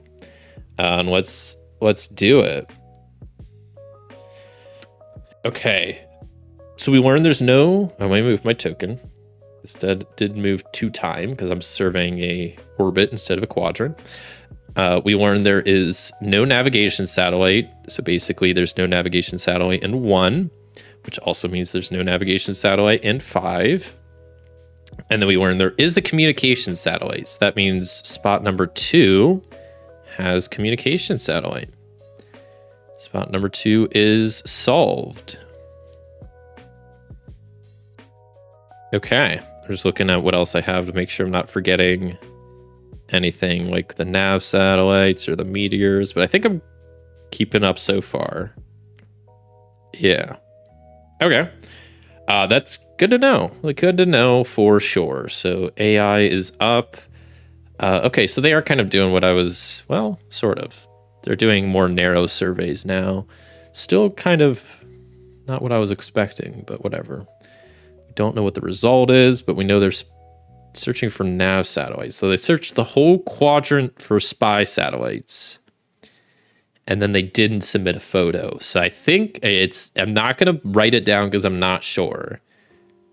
But I think it's safe to say Sector 3 probably does not have a spy satellite. Because if it came back, there was a spy satellite, they would have to know it's in Sector 3. They would probably submit a photo. See, that probably is pulling a lot of weight in this kind of hypothetical. So I'll let it slide for now. But I think that's a safe assumption. So it's their turn again. So this time they are surveying the stack of 3 and 11 for navigation satellites. They are really trying to find these navigation and spy satellites. They are just hyper focused on it, which it's good to know. Obviously, with the nav satellites, once you know the location of one, you're going to know the location of the other one that's directly across. So it's kind of a 2-for-1. So I get why they do that, but they're my mortal enemy, so I can't give them any credit. Are you kidding me? We're fighting for this job out here in NASA. I can't let them have that. So we are rotating. Okay. So now we got a new quadrant. I kind of want to target stuff, but targeting is so expensive. It's so expensive. But like 16, we know nothing about. And I think it would be nice to target, but I could probably figure out just as much by doing like 4 quadrant wide surveys, or even 1 quadrant wide survey. I could do 2 of those, because think about it, targeting costs 4 time.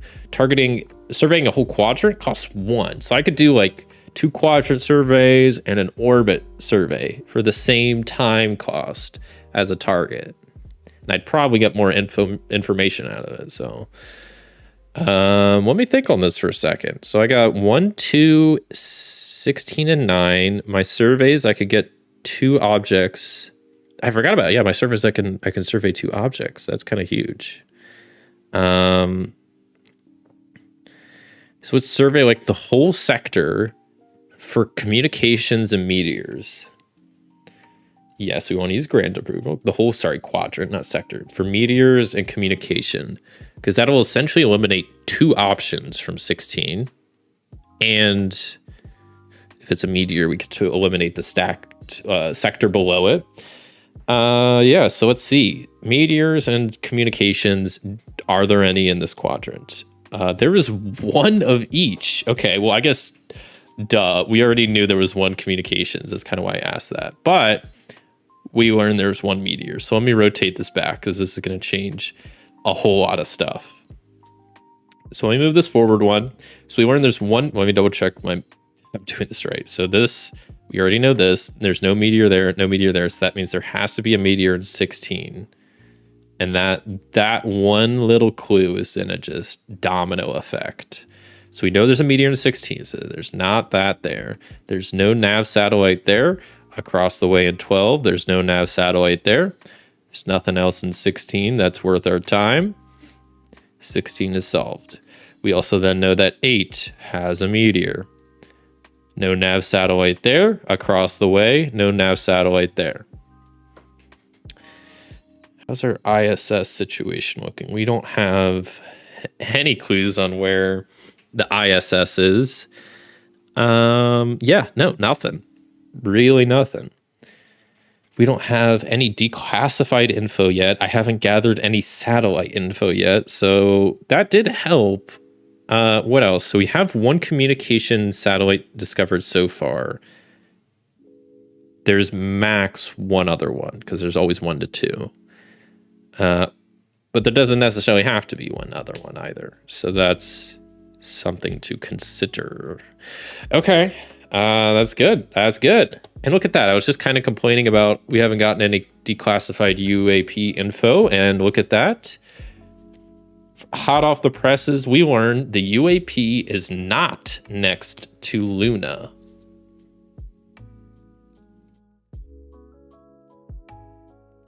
So we know Luna is in sector 10.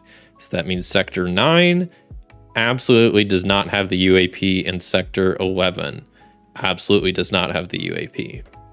So that's good to know. That will for sure help us. And I think we need to start submitting some photos. I haven't submitted 1 photo yet. They haven't either, so I'm not like too pressed about it, but it's something that's going to need done like here fairly directly. Okay, shoot. What are they surveying? So they are surveying 3, 4, 10, and 11. They are surveying again for nav satellites. I mean, there's a chance there's only 2, but there could be 6. So like, I get it. I get why they're doing it. Okay, we haven't rotated. So where am I? What's going on? I could submit some photos. I could submit a photo for sector 2 and sector 16. The issue is with submitting photos is that I'm just giving out information, right? I'm securing the points for the photos, which is good. But at the same time, I'm kind of just giving out information, because once the photo is verified, then obviously the AI knows, oh, in sector 2, there's a communications array. And like, I don't want to be just giving out info like that. Like, they got to work for it. And I don't think they haven't even been in my quadrant here, so they don't know what's in these sectors. So I don't think there's any real risk. Like the only reason I think to submit a photo now is that there was a risk they would do it first, because once obviously something is verified, you can't submit a photo. Okay, well, what do I do? Where do I go from here? What do I need to figure out? Obviously, I need to find the UAP. I mean, I like this sector. I like being able to scan or survey 2 objects here. It's kind of busted. I don't know why the AI is in this sector, and like I don't think they've done anything with advanced tech. Maybe they have. I mean, there's been a couple times they surveyed. I guess all of their surveys are just costing them 1. But that hasn't really saved them much, so I don't know. Whatever. I don't need to be too worried about what they're doing. I just need to figure out what I'm doing. And I need to figure out what's in Sector 1 and in Sector 9. And I can do that by asking one question. And I will use grant approval, survey the quadrant, and see if there's any nav satellites and spy satellites. And that will 100% tell us what is in Sector 9 and what is in Sector 1. And I was dead on for both. There is a nav satellite in 9 and there is a spy satellite in 1. Kind of huge, right? Spy satellite in Sector 1 means that's not there. That's not there.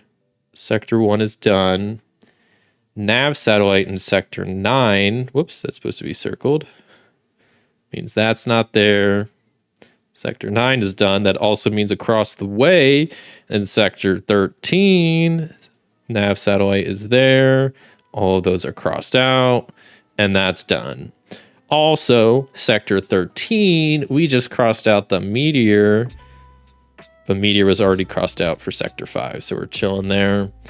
We cross out any other meteors anywhere that are paired up that we need to get rid of?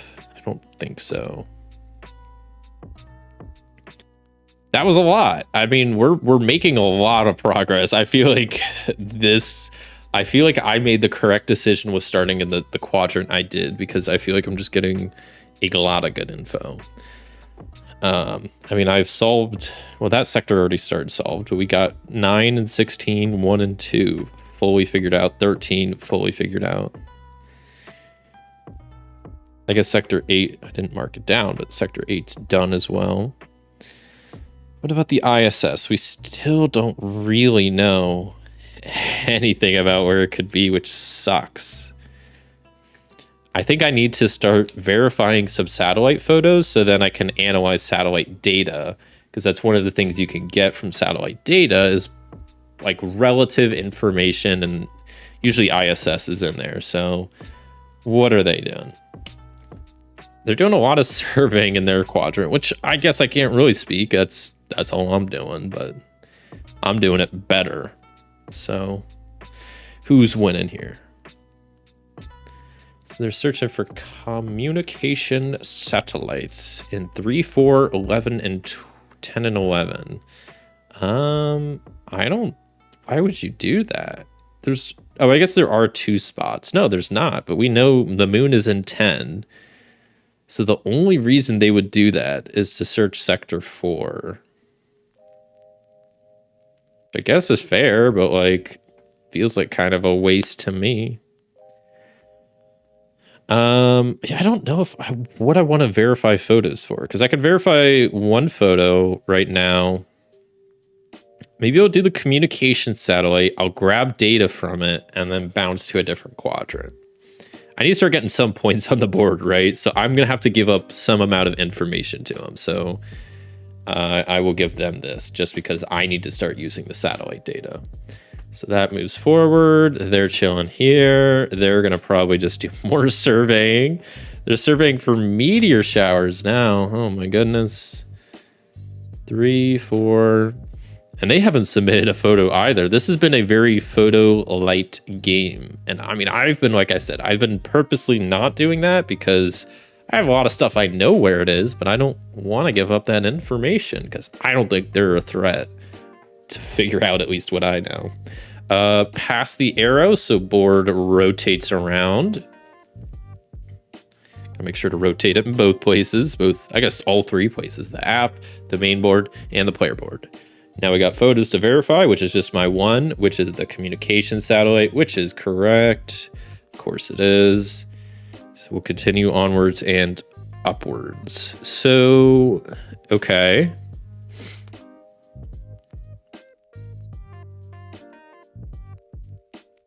What now? I mean, I guess I did say I wanted to analyze satellite information. So with the communication satellite, we could basically figure out either stuff about navigation satellites or other communication satellites. We already know some stuff about some navigation satellites. I'm probably leaning towards the communication ones, which is B in the satellite data. All right, yeah, it's only gonna cost me one time. Let's see what it's gonna give me. So no communication satellites are directly opposite another communication satellite. That's kind of good to know. So no direct across from com. I think this is technically like point B and I wrote it on the line A. Doesn't really matter, I don't think. Move that forward. So no communication satellites are directly opposite other communication satellites. We're playing the basic game. So there's only one or there's only two. And we know there's one. And then that hint helps tell us that this spot over here definitely does not have a communication satellite. But there's still a few other spots, mainly 12 and 14 that could still have another. So we'll have to be on the lookout for that. But it is not my turn anymore. It's the AI's turn. And what do you know? They are surveying some more, bro.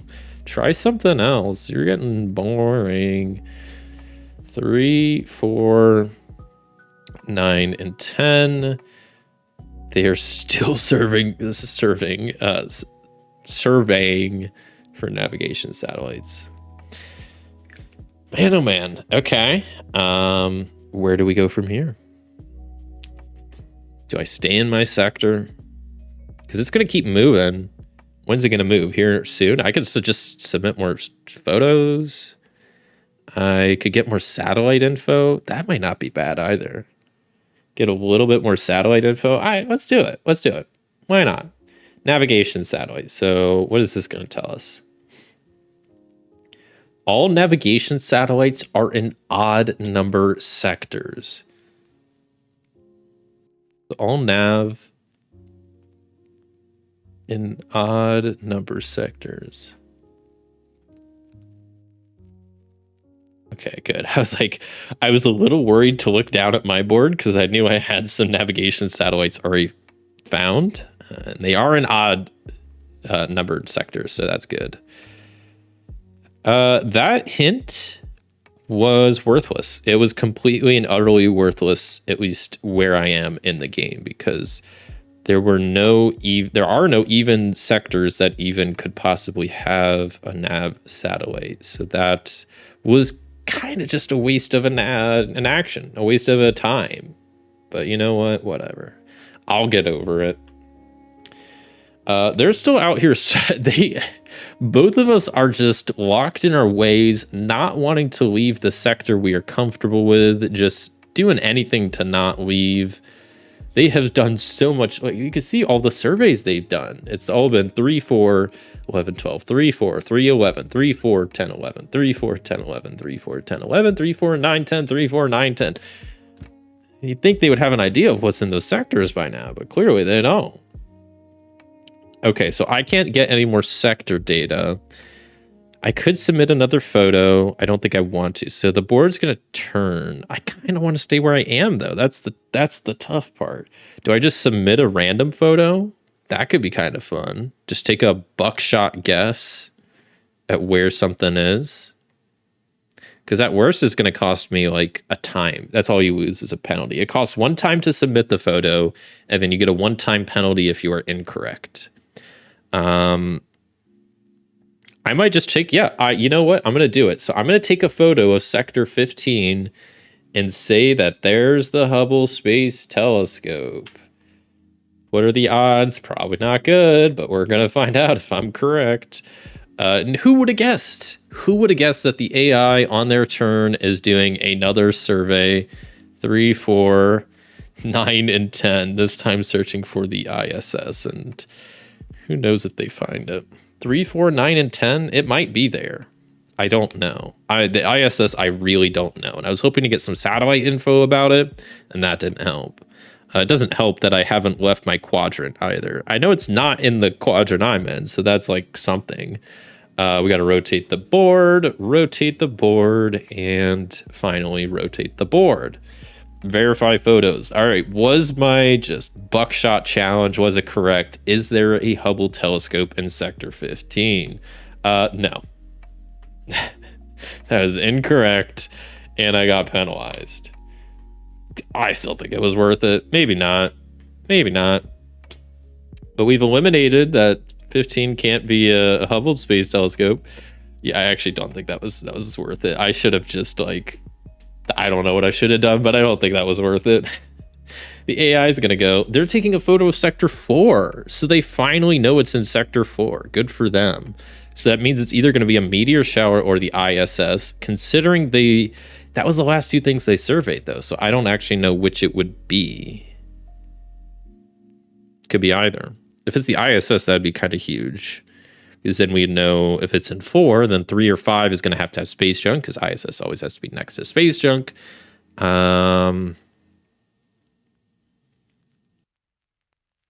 Yeah.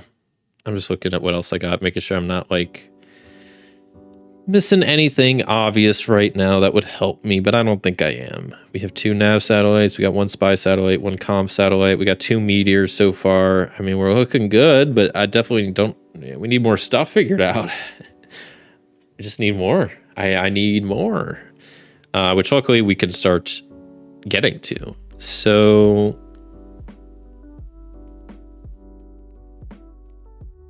I will just do a full, yes, we're going to use the grant approval, survey of the quadrant for Hubble and not that either, the communication satellite. Basically to try to just narrow down what's in Sector 14.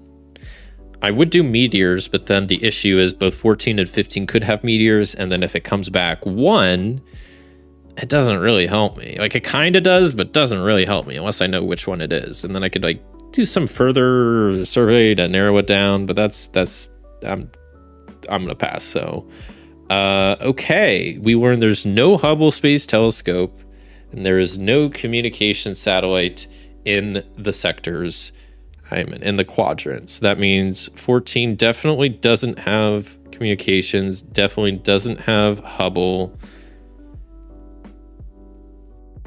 Okay.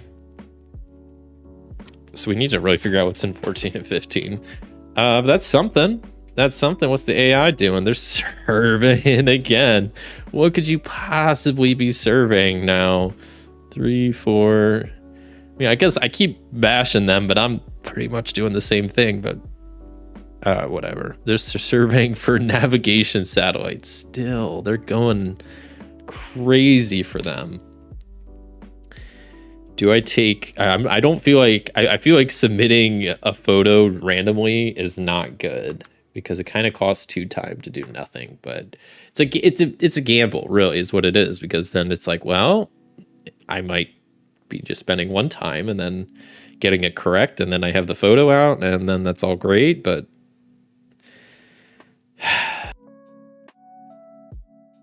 I don't want to search for meteors because I know if it's gonna, maybe I just survey like, but if I just survey like a stack, that's still gonna suck because that's 2 time and I would still have to do it twice. So what if I don't? What if I just search the whole dang quadrant for meteors and navigation satellites and we see what comes back? Gosh dang it. Okay, there is 1 meteor, so this is the situation I didn't want to be in. I mean, it's kind of good, but not really. Because now I have to do another survey to narrow down which one actually has the meteor and then what's in the other one. Okay, whatever. It's something. It's something. I think that's better than just randomly submitting a photo. That was my other option I was considering. So it is what it is. What are they doing? They are surveying some more. Oh my God. Surveying 3, 4, 9, 16 for the Hubble telescope. They've surveyed so much. The Hubble telescope, I actually don't know where that is. Wait, do I? Am I an idiot? I am an idiot. This is why I need to check my board more. I know where the Hubble telescope is. Just by process of elimination. Okay, let's update my board. My board needs. Well, actually, let's go here. Let's rotate this, and let's verify photos real fast, and then we'll do a board update. So sector 4, they found the ISS. That jerk. That's messed up. That's kind of a lot of points. So, but for me, I know where the Hubble is, so that's kind of good. Okay, so the ISS is in sector 4. Okay, so let's do a whole bunch of updating. Let me zoom in. I'm going to be updating down here for a while. So sector 4, we just determined, has the International Space Station. So let's go ahead and circle that with my dry marker. There we go. I just need to put the cap on it more often so we can cross out the space station everywhere else. It's not there, not there, not there, not there. This also doesn't have meteors. This doesn't have meteors. This doesn't have that. So this is solved. ISS has to be next to space junk. So either this is space junk or this is space junk. And whichever one is space junk, it cannot also be the UAP. We'll come back to that in a second. I feel like there's a lot of other stuff we know now that I can start eliminating. Nav satellites are chill. This nav satellite is gone, which should have eliminated this one over here, which I didn't do.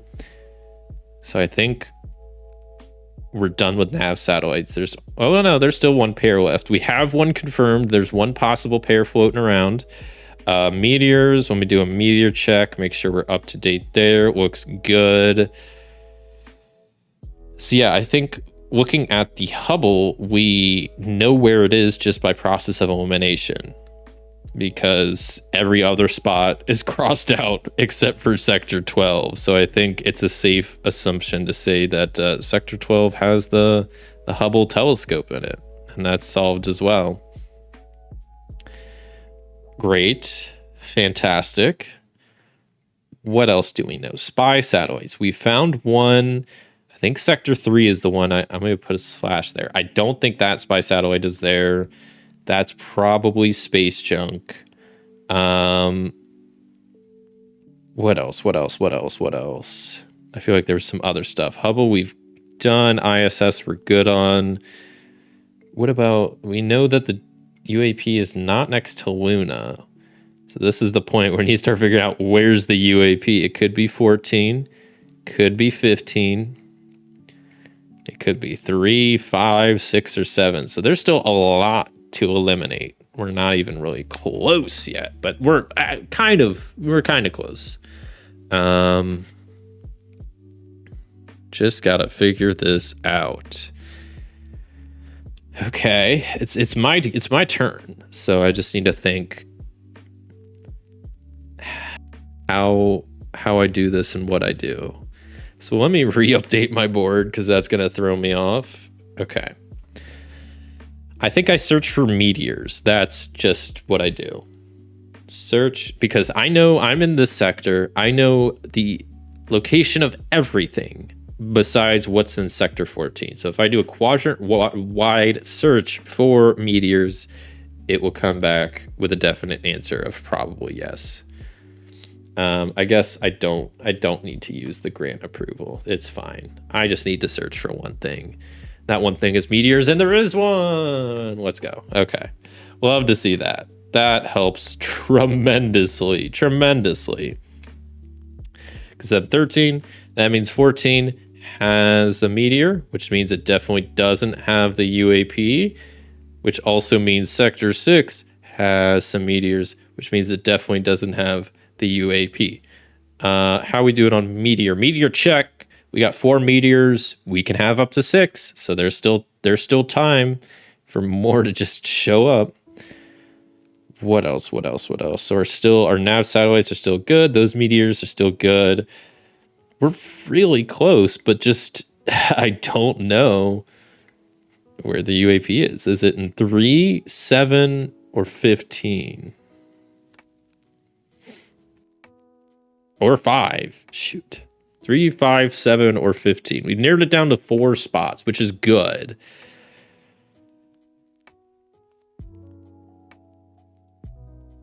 I just don't know where to go from here. We're close. We're getting places. I just I don't know where. What I could really go for is some more declassified UAP reports, but clearly those are not being published. And of course, they're doing more surveying. I don't think I've ever had the bot surveyed this much in a game. This is crazy. But we do have a lot of surveying modifiers out, so it kind of checks out.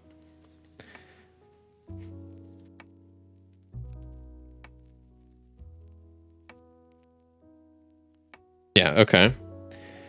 So I move them up 1. I don't even... Okay. I don't know what to do.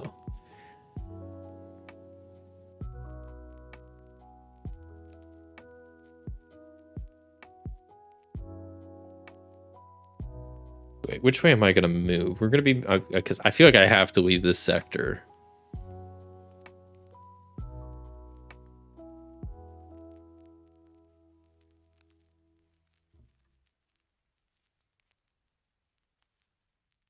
I have to leave the sector. I have to. I'm moving. Moving to the southeast. I feel like I'm finally leaving my starting sector for the first time. And what do you know? The AI moves to my sector. That's a little concerning. I should probably be submitting more photos. Ugh. But once again, it's like, it's tough because I don't want to submit too many because that's going to give them info, but I want to secure the points before they also discover where the stuff is and then steal my points. But at the end of the day, as long as I get the UAP, like last game, I smoked them by like 10 points, 8 points. It's like 22 to 14, so I guess 8 points. Still a pretty big gap, but I gotta get photos too. So why did I move to this sector? Because I want to do, because we got advanced tech. Surveying costs 1 for any number of sectors. So that means I could just survey a single sector, specifically sector 15, specifically 4 meteors, and that'll be a huge indicator of what's to come. So is there a meteor in sector 15? No, there ain't. Let me rotate the board real fast to get a correct orientation here. So sector 15 does not have meteors, so that means it 100% has space junk and a possible UAP. It also confirms that sector 7 definitely doesn't have meteors. So does sector 7 have anything else? That's a good question, but we're not in sector 7 right now, so that's not good. But sector 3, we could try to figure out a lot about sector 3 here in a second. What are they doing? They are surveying for Hubble and nav satellites. Oh, they still don't know where the Hubble is. See, that's why I'm glad I'm not submitting photos, because they would just know. Question marks to Hubble and what nav satellite? Easy. Okay. So board rotates. I need to start submitting photos. I'm going to do some this round, but I also just need to find the UAP at the end of the day. So I'm there. So I have 3, 4, 14. I need to rotate my board. 3, 4, 14, 15. So 3 is the only sector I have zero idea of what's in it. I know the ISS is not in it, and that's it. I think the spy satellite is not in it because earlier in the game, they surveyed sector 3. Well, look at what else they surveyed. They also surveyed nav satellites in sector 3. They didn't do anything. They have surveyed meteors in sector 3. Didn't do anything. I think it's very likely that sector 3 just has space junk. But is that enough evidence? Is them not submitting photos good enough evidence to me for me to say that there is just space junk there? I think so. I think that seems like good enough evidence, but maybe not. Maybe not. I don't know. Maybe they're just also withholding evidence. But I feel like I don't know exactly how the bot works, but I know for sure when it submits photos, they are correct. But I don't know, once it knows correct info, does it always submit photos? I feel like it does. And if that is true, then I think I'm right in saying that Sector 3 is just space junk. But I don't know. I don't have a lot to go off of, and I feel like this game's already been going on for a while. One of us is about to find the UAP. So I'm in the southeast. I think I move. I gotta just start submitting photos. I think I just need to. Take photo, 14. 14 has a meteor shower. Done. Okay. I need to get on the board a little bit with some of this, so. Because we just rotated, so I got time. AI's turn. They're taking a photo in Sector 12. Shoot, I gotta get there because that's the Hubble. They found it, and if I don't get in on those points, that's gonna be bad. So they did that. They submitted the Hubble in Sector 12. I will then move to their sector. I'll get there in time, but just barely, because I get there then. They go now. They are surveying more stuff. 1, 2, 12, and 13. They are surveying for spy satellites and nav. Big old question mark there, because I don't know what they saw. They have moved after me. At this point, I will take a photo for Sector 12.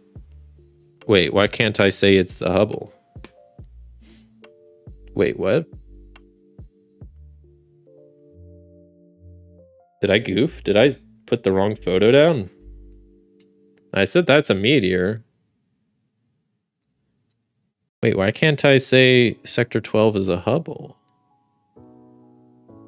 It's just like a grayed out option. Sector 12. Wait, what?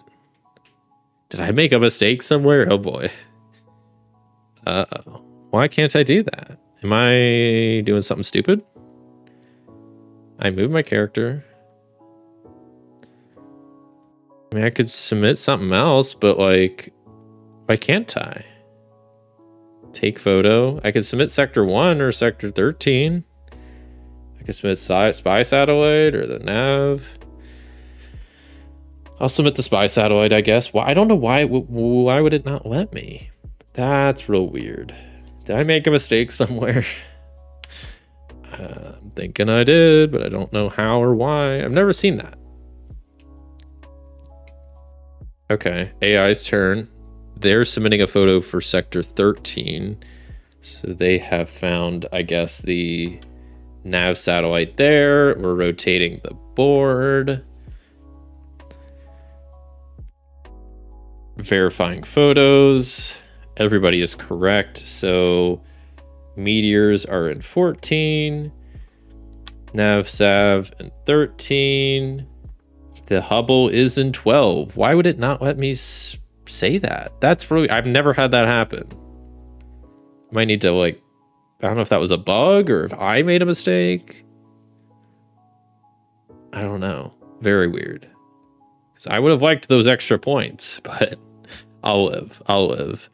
Okay, so where am I now? I'm in the northeast down here. No idea where the UAP is. Not a clue. It seems like 15 is a strong possibility. It seems like 3 is a strong possibility. But 5 and 7 both are possible. So I don't know. I have like a 1 in 4 I could just guess, but that doesn't seem like the way to go. Let me think on this for a second. Because we found the one spy satellite, we found Hubble, we know our ISS is. Nav satellites are good there. There's still a possible pair there. There still could be more spy satellites. We have the one communication satellite. Looks like there's no other communication satellites. Meteors, there's still possibly more. Space junk, there's still possibly more. A lot of unknowns. A lot of unknowns.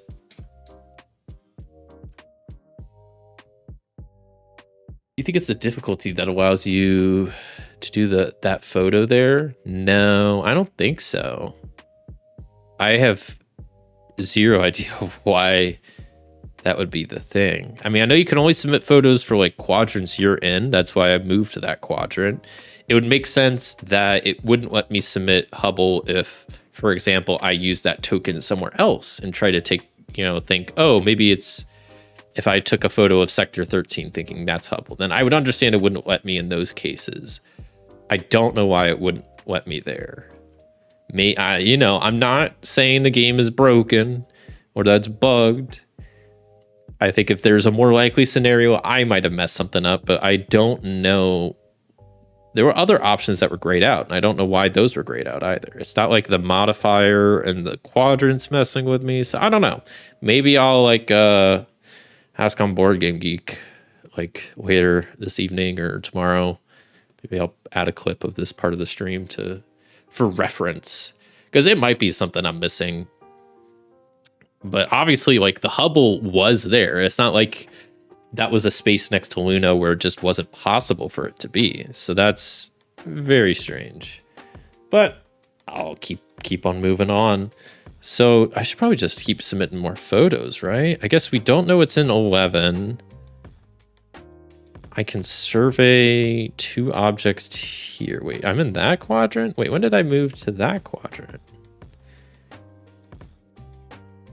Okay, well, I guess I forgot I've been moving around a lot. So, I don't know. Sector 11, I guess I could do a survey to see if there's meteors, and then that'll help narrow some stuff down, because if there is, then that means sector, 5 or something else is going to have meteors. It would be sector 3. But I'm thinking sector 3 might be empty, but maybe not. But that would tell us, because if 11 shows empty, I guess it wouldn't tell us, but I'm still going off the assumption that the bot was going crazy with surveying sectors 3 and 4. So they, for sure, if they knew it was a spy satellite, a meteor, or a nav, would have verified a photo, and they didn't. I'm going off of that assumption that I think it is junk, possibly the UAP. But I don't know for certain, and that's why I'm not even certain enough to cross it off my board. But I feel like that's a safe assumption. I feel like it. Let's see. We do have a couple satellites in orbit. I could try to get some information on some stuff, but I don't know if any of this would help, because we know where the ISS is. We know where most of the meteors are. Luna and meteors, I don't think would help. Communication satellite, it's useless at this point. Navigation satellite could help. We do have one set of communication satellites left. I don't know what this would give us, and I don't know if it would help. It could tell us something. I still think I'm gonna go with my original idea. I will survey the entire quadrant for meteors. Does it come back with 1? It does not. I was assuming that was going to be the case. So let me rotate my board around. Move my piece up. So sector 11 has no meteors, which means sector 11 is 1000% space junk. That is not the UAP. We know it's not the UAP because the declassified report told us that the UAP will not be next to Luna. So we know that much. Okay. We know that's not meteors, so we know also that 3 will not be meteor. Like I said, I am fairly confident 3 is space junk and or the UAP. But I don't know. I don't know what is where and how to locate that. This is, like I said, I think I'm pretty okay at this game, but the end is always where I struggle. I can know where most things are, but then how do I use what I have to locate which space junk is the UAP? I only have one declassified info report to go off of. Satellite info doesn't help me. It just doesn't.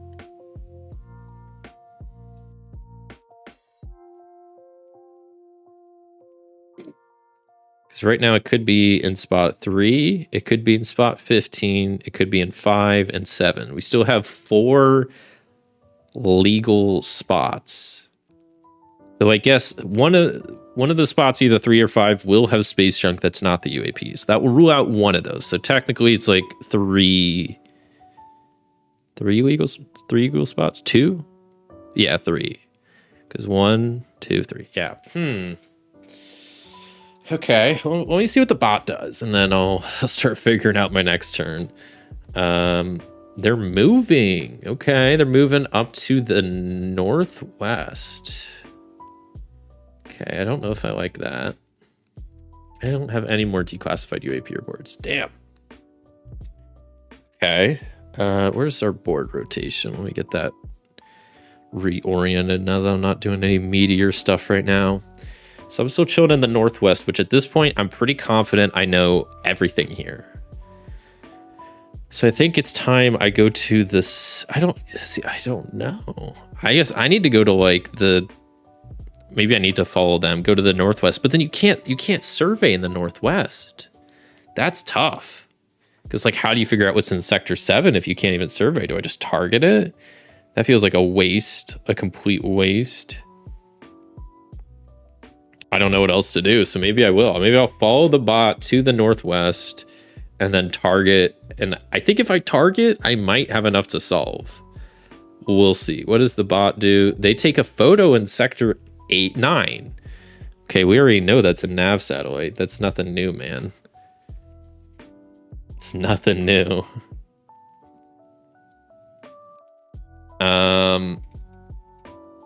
So we don't know what's in sector 7. We know there's a meteor in sector 8.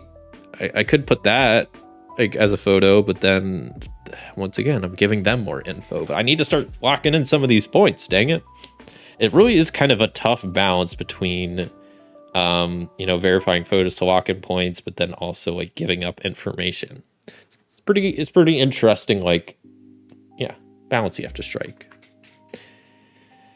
So I did that. Back to the AI's turn. They're moving to the southeast. They're trying to get away from me. That's messed up. So they're way past the line. We're rotating the board. We've almost gone all the way around. This is a kind of a long game.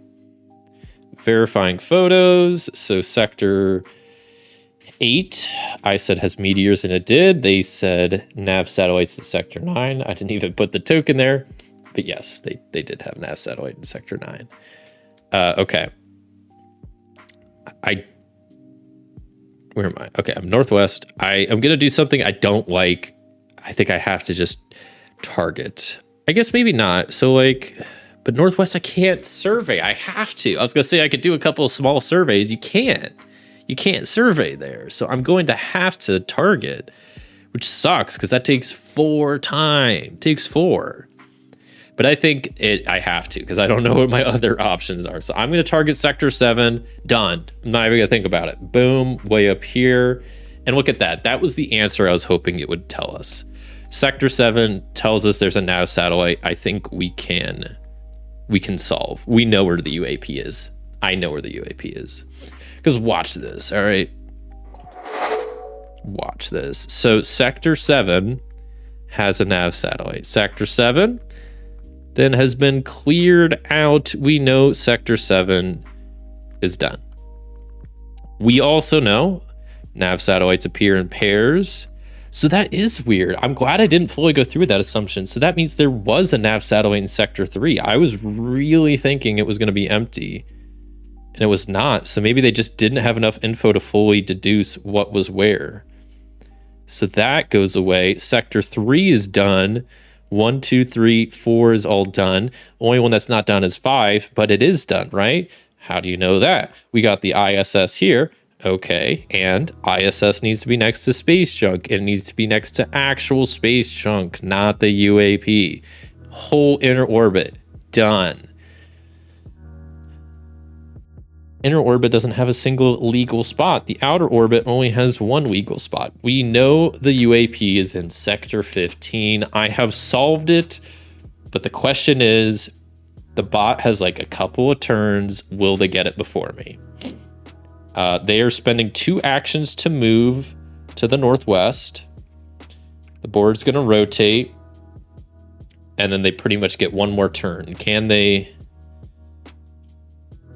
They took a photo. They took a photo in Sector 16 of a meteor shower.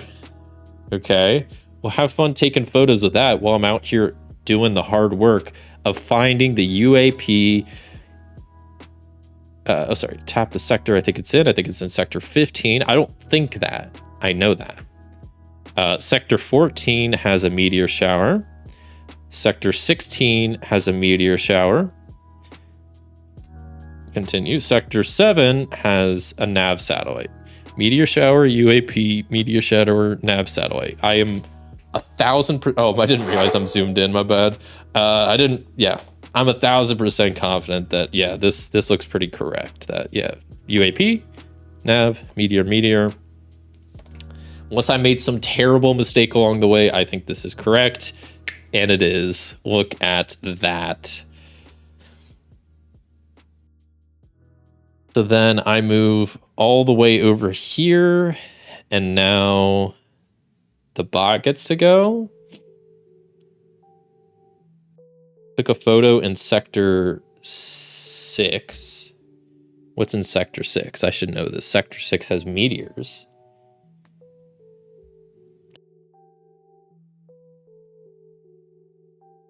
And what do you know? They got the Sector 6 and 16.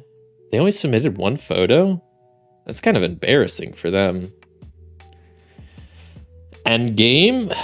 Are you sure you want to reveal all objects? I am sure. Look at that. Whoa, I was right. Who would have guessed?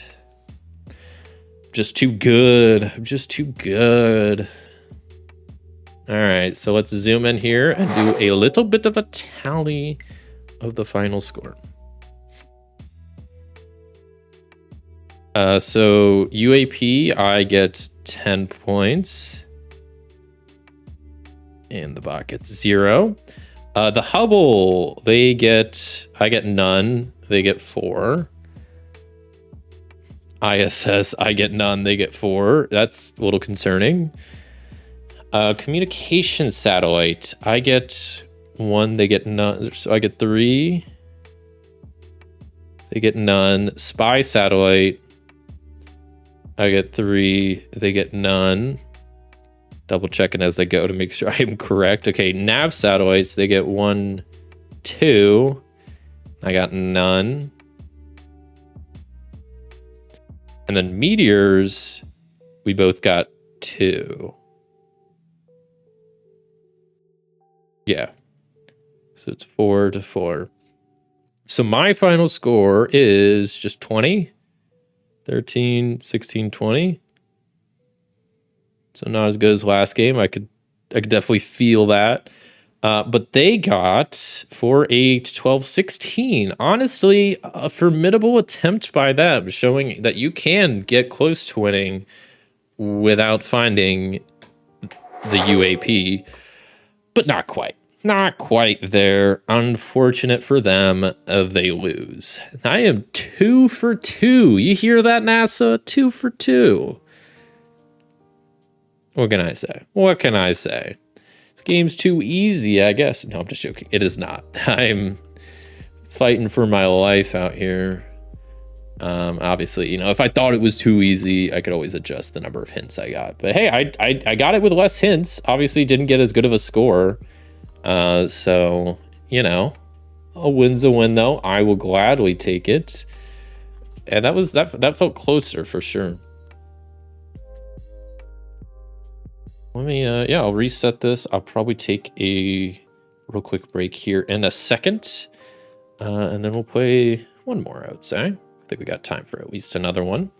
So yeah, I'm going to take a real quick, like couple minute break. Y'all do the same at home, you know, stretch, get some water, go to the bathroom, all that good stuff. And like I said, I will be back in like 3 to 5 minutes. So yeah.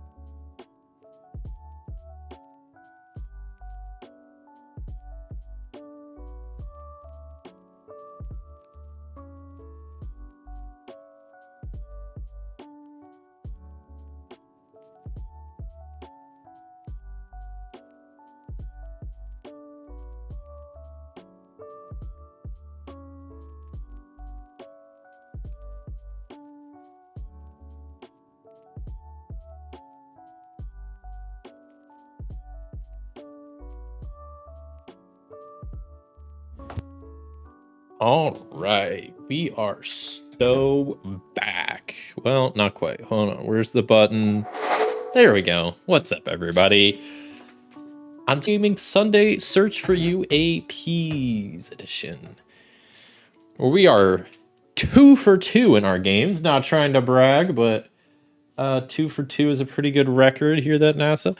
And we'll see. I'll be playing one more game, so let's see if we can make it a 3 for 3.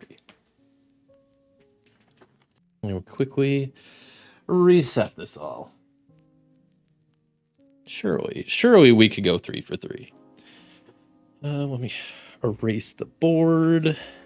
Whatever you call these, like the little things.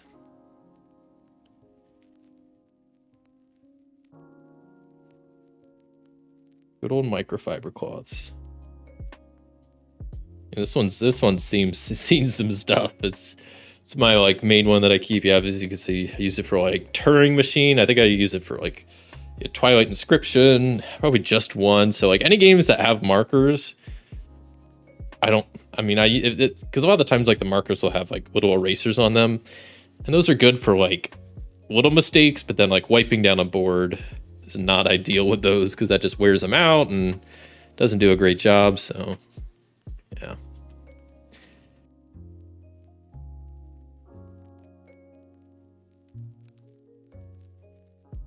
Okay. That's clean enough. Like I said, after this next game, I'll take a bit of time and I will wipe these down the way it specifies to, just to give y'all a glimpse at what that's like. Cause yeah, like I said, spoiler, it's not great. At least in my experience, it's not great. But once again, you know, maybe I am just completely misreading simple instructions, which once again, you know, if you follow this channel for a while, that is entirely possible. I make rule mistakes regularly, so, you know, it can happen. All right, but we're almost there. We're almost erased, and then setting up isn't too bad, so I'm very curious about why that last game, that one time it wouldn't let me submit for that Hubble space scope. Like I said, I assume it's something I'm doing. I'm not going to go and blame the app or the game immediately. But once again, it's like, even assuming I'm making the mistake, like, I don't know what in the game would cause, like, what specific scenario would cause you to not be able to place a token on a spot. Besides, you have to be in the quadrant, which I was. You have to have the token available, which I did. And that was the right spot, so it wasn't like it was an illegal placement. So I'll hop to the forums and you know, ask, because I don't know. And one thing I was kind of surprised about when I picked this game up is I didn't realize how new this game was. Because I've mentioned, you know, I like watching people play games, because it's fun, but also like that's the main way I learn how to play a game. As much as I like how-to videos, you know, Rodney Smith type stuff. At the end of the day, I feel like I best learn from just watching people play. That's why like one of my favorite board game channels is Slicker Drips, because I think Tom over there does a great job at solo plays, and he plays so many games that I feel like there just aren't solo videos for, or aren't like great ones for. So that's why I've always really liked his channels, because like I just like watching people play a game to learn it. And I was surprised there is not a single one. I think when this stream wraps up, this will be the first playthrough of this game on YouTube, at least on Board Game Geek. On Board Game Geek, as of recording this, like right before I hopped on here, I looked and there is a single video published for this game, which is crazy because whenever I play stuff, it's like some games have been out for a while. People get early access if they're covering it for like Kickstarter. They'll do like unboxing and reviews and all this other type. There's a single video that exists for this game and nothing else. And it was just a video of, I forget what the channel was, but they were doing a comparison for the other Planet X or Search for Games, it was a good video, but I'm like, I was surprised. I was like, man, I'm going to be the first. So I'm glad I've hopefully done a good job at not getting rules wrong and, you know, not losing my first two games. But yeah, so they're also, that was kind of a long-winded thing to say. So there's not a lot of playthroughs, and there's also not a lot of like Board Game Geek forum posts like on the game currently. So that's why hopefully there'll be a quick response if I ask about this specific question. But I'm hoping there was just something I was overlooking, but I don't want to say it was a bug and I'm blaming the app, but like I said, I don't know what else it could be right now. So whatever. On to game number 3. Like I said, this will be my last game, because we're at 2.5 hours. This will probably take another hour. Yeah, that sounds good. Plus, like, if I win this one, I want to stop while I'm ahead. I don't want to start losing after that. So 1893 is the game code. We'll put that up there. Actually, yeah, something like that. Doesn't matter. I'm trying to make sure nothing's off screen or anything. We got Luna in Sector 10. Okay, we got some new modifiers. We got Charter Flight. This one I've had before for sure. This one's pretty fun. So we'll have this in the northeast that says moving to / from here is free. Love that. This one I feel like comes up a lot. I feel like some of these, I don't know how they choose these, but I feel like some of them happen more often than others. This carbon reticle. Rectile. No, that's the wrong word. But this just says targeting here costs 3 times. Normally that costs 4. It's a little bit cheaper there. So pretty nice. We have Hitch a Ride coming back again. This is the one that says when researchers move from here, you may move with them for free. Pretty nice, at least in solo play. I find it doesn't come up much, but if I imagine you're playing with like 5 people, yeah, that's going to be happening more often and probably pretty dang handy.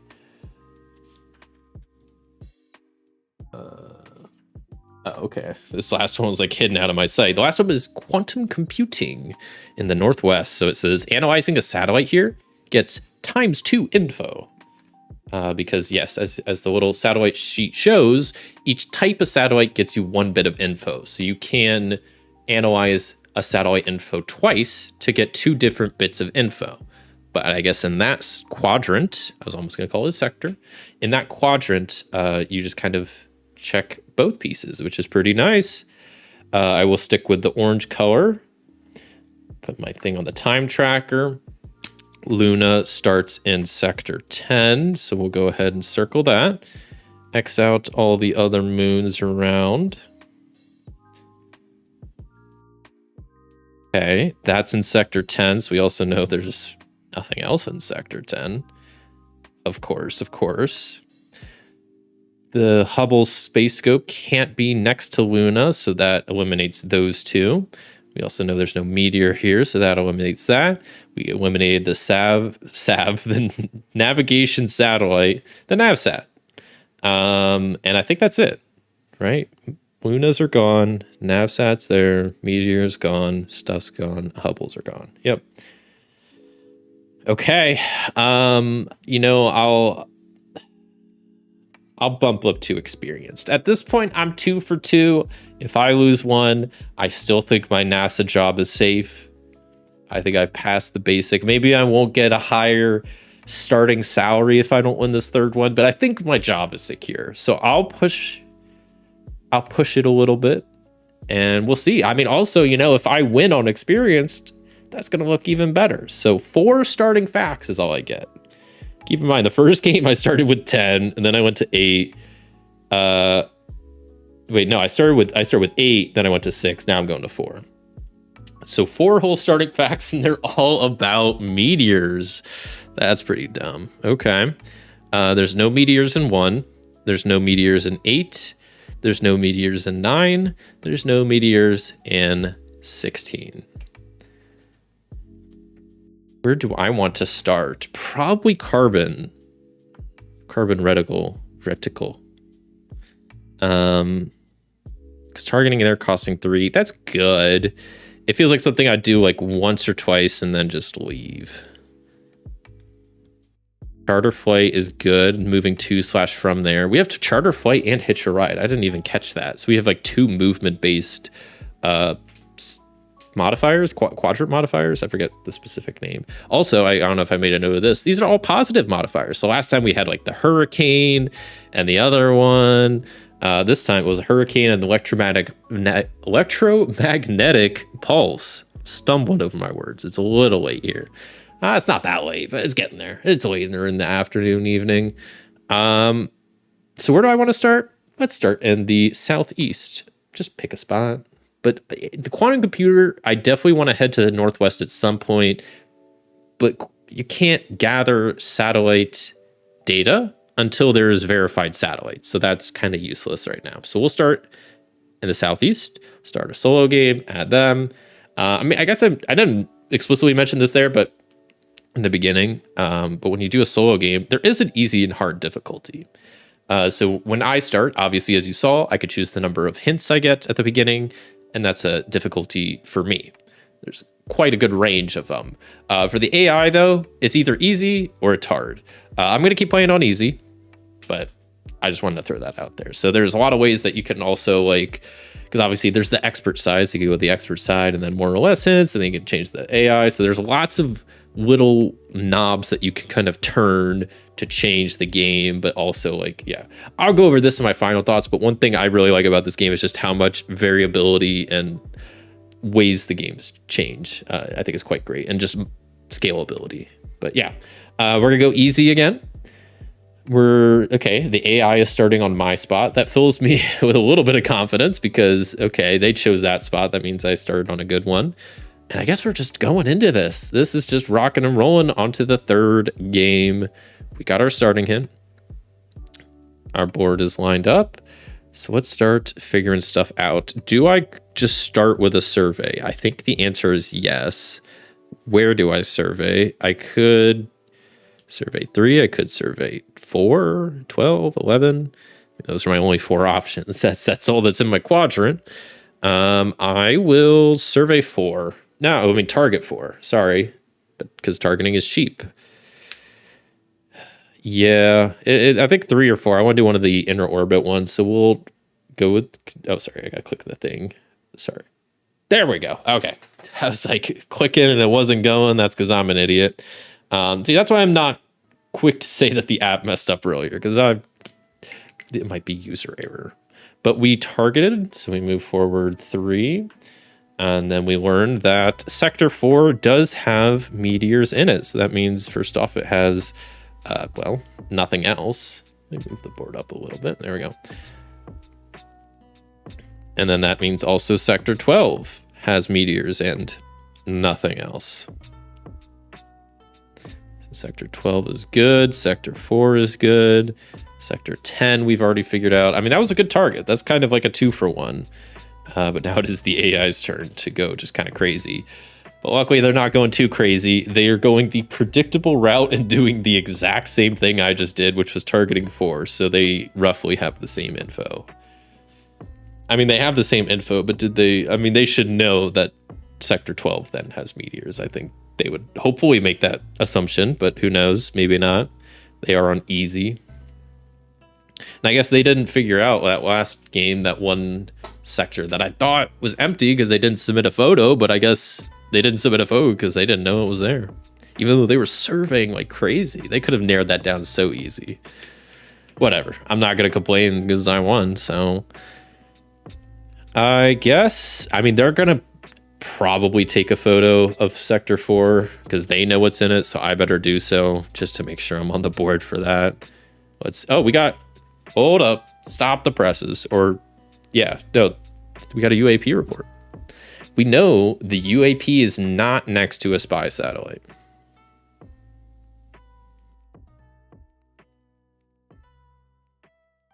Big news, huge news. Okay, so now it's the AI's turn. They're probably taking a photo. What do you know? They're taking a photo.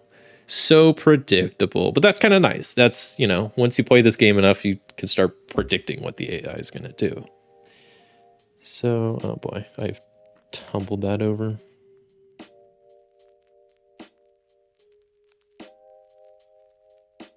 And it should be noted, like I have the little stacks of tokens over here for my stuff in the AI.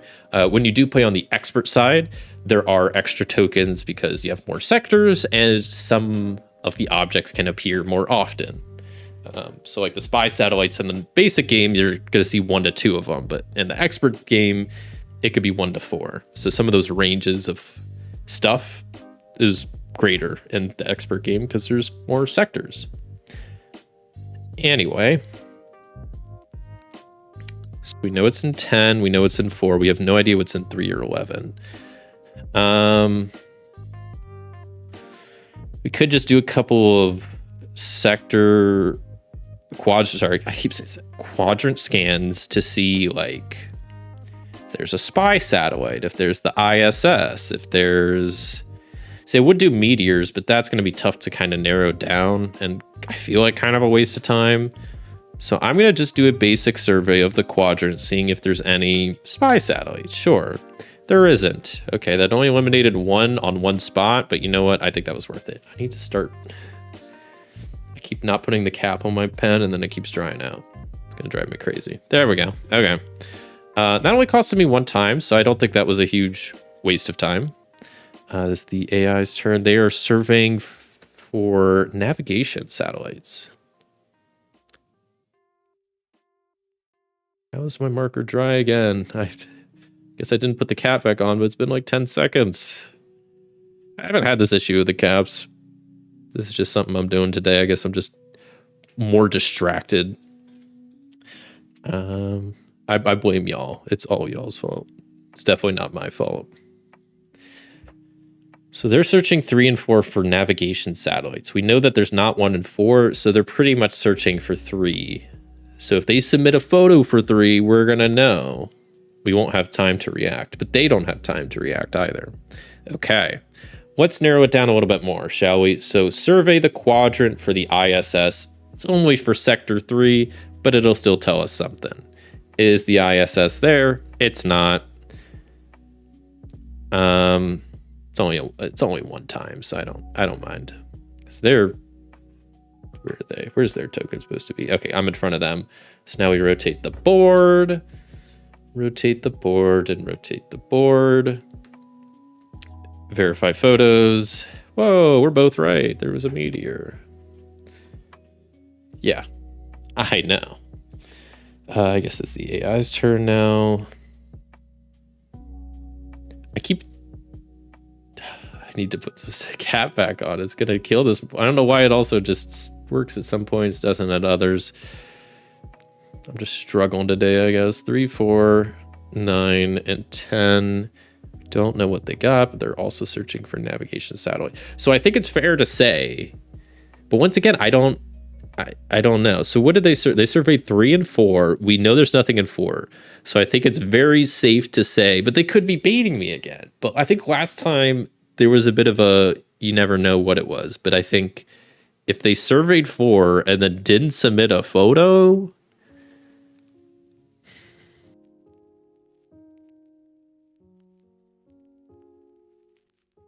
I'll write a note. That's probably not in 4. Let me put the cap back on so my marker doesn't keep getting worse. But now it is my turn. Okay. So I'm still in the northeast. I guess we still have... I could be targeting, because I just did 2 dumb... What's it called? Surveys. And for the price of 1 more time, I could have targeted. And that probably would have been way better. But I guess I was also taking a gamble that I would get a lucky hit on one of my first surveys to then be good, but clearly I'm not. So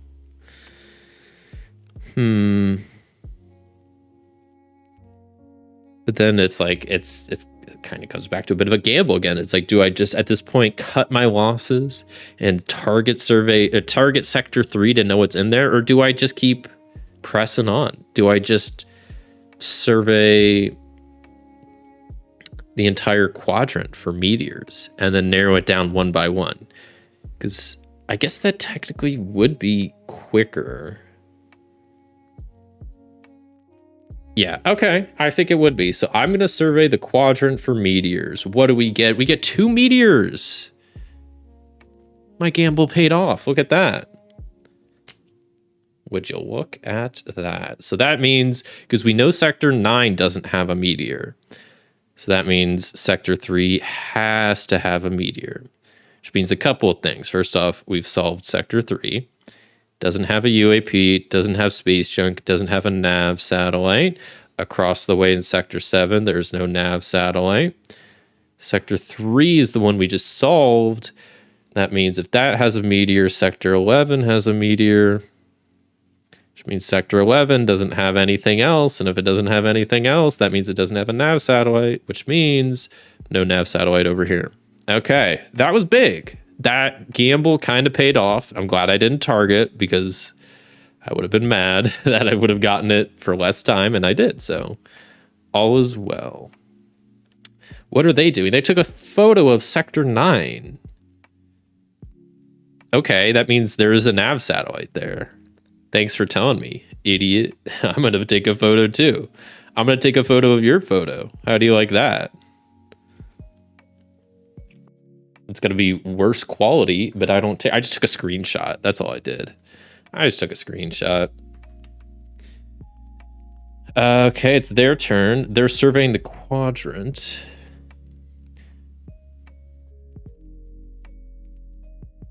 So 3, 4, 9, and 10.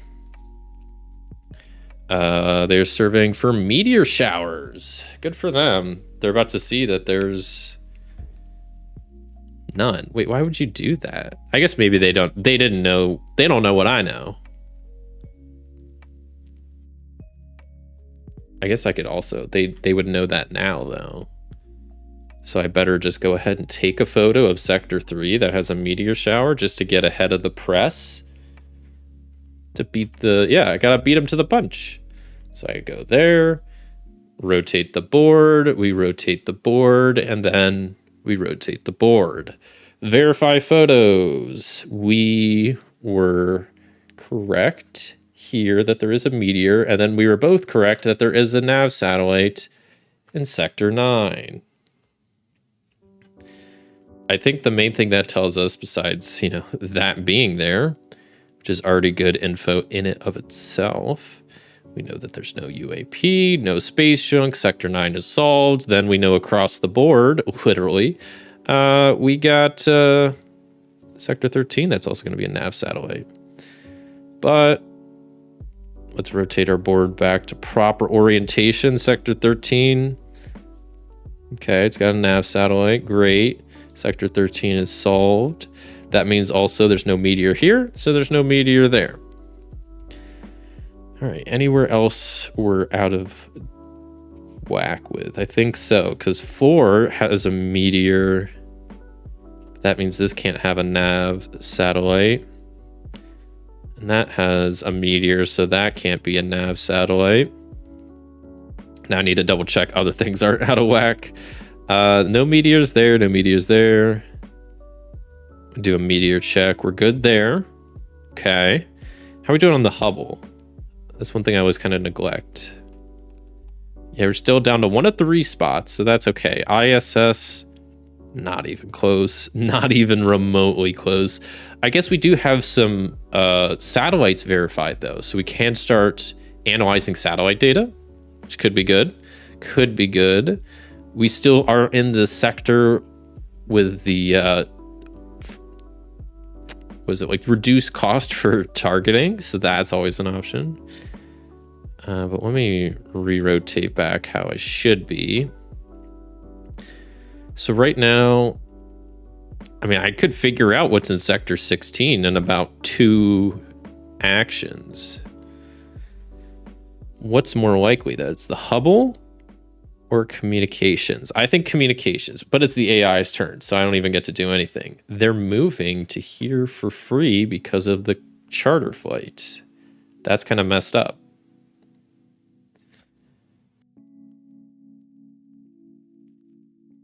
Surveying sectors 1, 2, 14, 15. For the Hubble Space Telescope. Oh. Well, then if they submit a photo, that definitely tells me that they... Wait, and where? 1, 2, 14, 15. There's a good chance it's there. There's a really good chance it's in one of those spots, but they also probably don't know which one, even if they got a result back. I'm still going with my gut here. I'm going to take a photo of sector 16. Or no. I guess I could, but no, I'm going to just survey the entire quadrant for a communications satellite, and it will probably come back true. It did. Look at that. I sometimes know what I'm talking about. Sometimes. So I move my little worker forward. Knocked him over. Okay, so that means 16 for sure has a communication satellite. 16 is solved. Also means that doesn't have a Hubble. Cool. Well, quantum computing, we want to be there.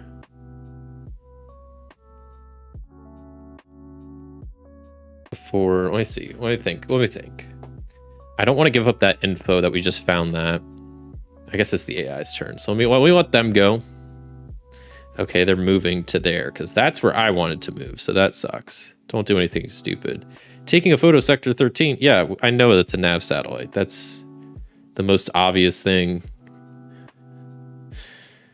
Anyone could have told you that. I want to do that too. Wait, because watch this. I can move to here for free. Well, I can move to there for free.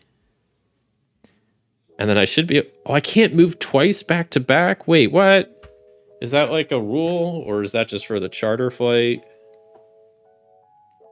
Researchers may not move into this quadrant on a single turn en route to another quadrant on the same turn. I didn't know.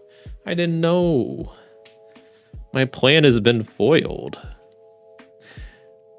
I'll still be okay. I could still... Yeah, this is fine.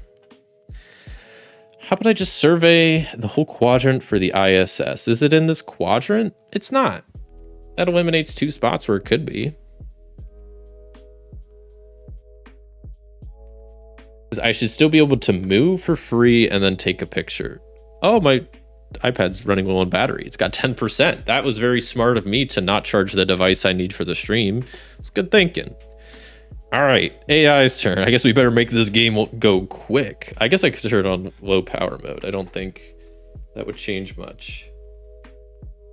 Or, I mean, I think it might help. But I closed out of the dialogue and now I gotta go find that in the settings. So give me a second. Where's battery? Oh, there it is. Low power mode. Got it. I don't have any other apps open. I closed all of them just to make sure I'm good on my battery, but okay, we'll try to speed this along a little bit. Okay, so they submitted a photo for 13. That is definitely the nav satellite, but they also submitted a photo for 12. That is a meteor shower. Anybody could have told you that. This is nothing new. That kind of sucks. The AI is not submitting info that I actually like don't already know. You know, tell me something I don't know. What gets me more points, meteors or nav satellites? They are worth the same, so it does not matter. Because I can move now from the northeast to the northwest for free with my charter flight. Oh shit, I gotta click where I need to go. I was like, why the continue button not working? Okay, then I could take a photo. And I guess it doesn't matter. So I'm gonna go sector 13 at nav satellite, take a photo. Place that down. We rotate the board. And we rotate the board. Verify photos. Everybody is correct. So there is a meteor in sector 12. I already knew that.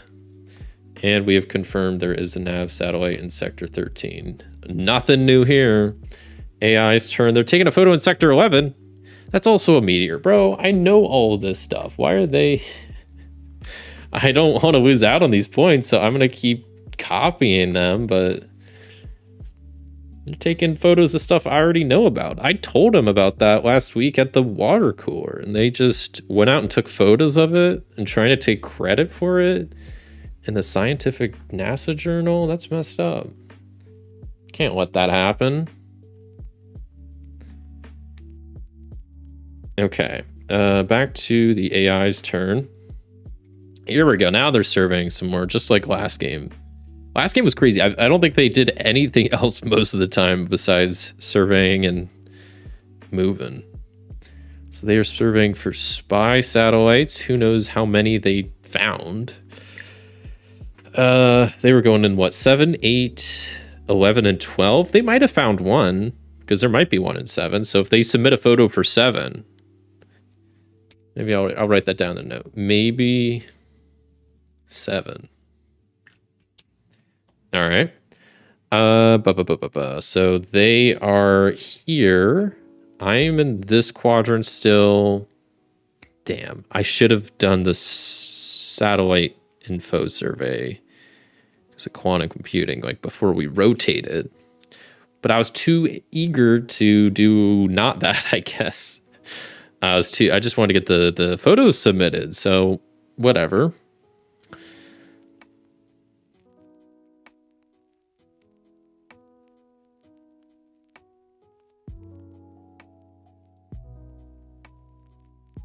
I'm just going to do a simple survey. Is the ISS here? It's not. I'm just narrowing it down one quadrant at a time, but I've narrowed it down to a single quadrant, which is, I mean, that's a big source of points. The Hubble and the ISS are big sources of points. The Hubble is in 1 of 2 spots, either here or here. The ISS is in 1 of 2 spots, either there or there. So that's good to know, I guess. And I'm up in front of them, so now they go. They are serving quadrants 7, 8, 11, 12 for meteor showers.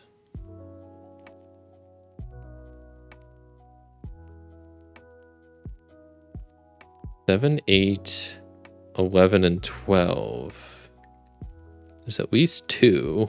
We've confirmed that, but I guess they're mainly searching for 7, which makes me think they didn't find what they were looking for with the satellite. So I actually think this is not true, that there was a chance it was at 7, but now I think there's almost no chance. I'm gonna even draw a small X right next to that. That's what I think. So they're in front of there. I have a chance to take one more photo. Nothing in this quadrant's really speaking to me. Maybe I'd take a little bit of a gamble. I'm going to take a little bit of a gamble. I'm going to take a photo of a sector that I don't know what's in it and hope that a communication satellite is in it and that I didn't waste time and that I'll get free points on the board. We'll see if this actually pays off. I move forward, rotating the board. And rotating the board. And now we're verifying photos. Verifying photos. I was incorrect on that one. Oops. But hey, we are both right in sector 11, so that's something. I will lose a bit of time for my mistake, but that's okay. So we know that sector 8 definitely does not have a communication satellite, which means it definitely has space junk, possibly UAP. But we'll count that as solved for now, because that's basically as solved as it gets until the very end of the game. What I need to start like looking at my board and figuring out what I can narrow down more. There might be some stuff I've been missing that I'm, I already have, we got 4 meteors, so we haven't hit the max yet. Kind of know where the ISS is. I know where there's not spy satellites. There's going to be one, so it seems like either sector 1 or 5. It's like a 50-50 chance that there might be one there. We know it's in 16, 9, 10, 11, 12, 13. So 14 and 15 are the only 2 we don't know about. One of them has to have the Hubble, but we don't know which one. We don't know what's in the other one. The other one could have communications because we haven't found one of those yet. And there's always going to be at least one. Could be 2. There could be one in sector 2 and 14. That'd be, or 6. So I don't know. There's lots of options, but we need to start kind of narrowing this down here soon. They are moving to the southwest. Okay, good for them, I guess. So okay, I'm here. What do I need to do? There's no satellites in this sector, so it sucks. This quadrant has this nice quantum computing modifier where satellites give you double information, but I think, oh, okay, maybe I misspoke, because I thought you could only analyze satellites in your quadrant, but apparently not. I mean, that's what the app is letting me do. I'm gonna triple check the rules real fast, but I guess that's a thing. Because most things you can only do in your quadrant. You can only scan in your quadrant, target in your quadrant, take photos in your quadrant.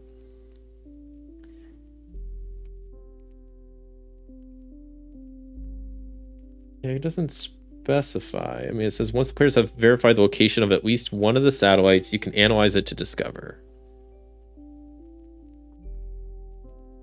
But does it specify? Okay, here we go. Hold on. East side, okay. Then choose which is only satellites that have been verified will be enabled. Anyways, in satellite, yeah. I don't know. I guess so. I mean, the app's letting me do it, and it says nothing about you have to be like in the sector to do that. So, because like photos, it specifies you can only take a photo of a sector that is in the same quadrant as your researcher. So, I think I'm okay. The fact that NASA does not know where the ISS or telescope is worries me, especially since you can see the ISS from Earth without a telescope. There's a direct link to Hubble. No wonder. I mean, yeah, NASA. I don't want to talk bad about them because they're gonna be my future employer here. But yeah, they must not be in a great spot if these are the situations they find themselves in, and they have to just use logic and deduction to figure out where their $1 million space equipment is flying through the night sky. But hey, I'm sure it's fine. I'm sure it's fine.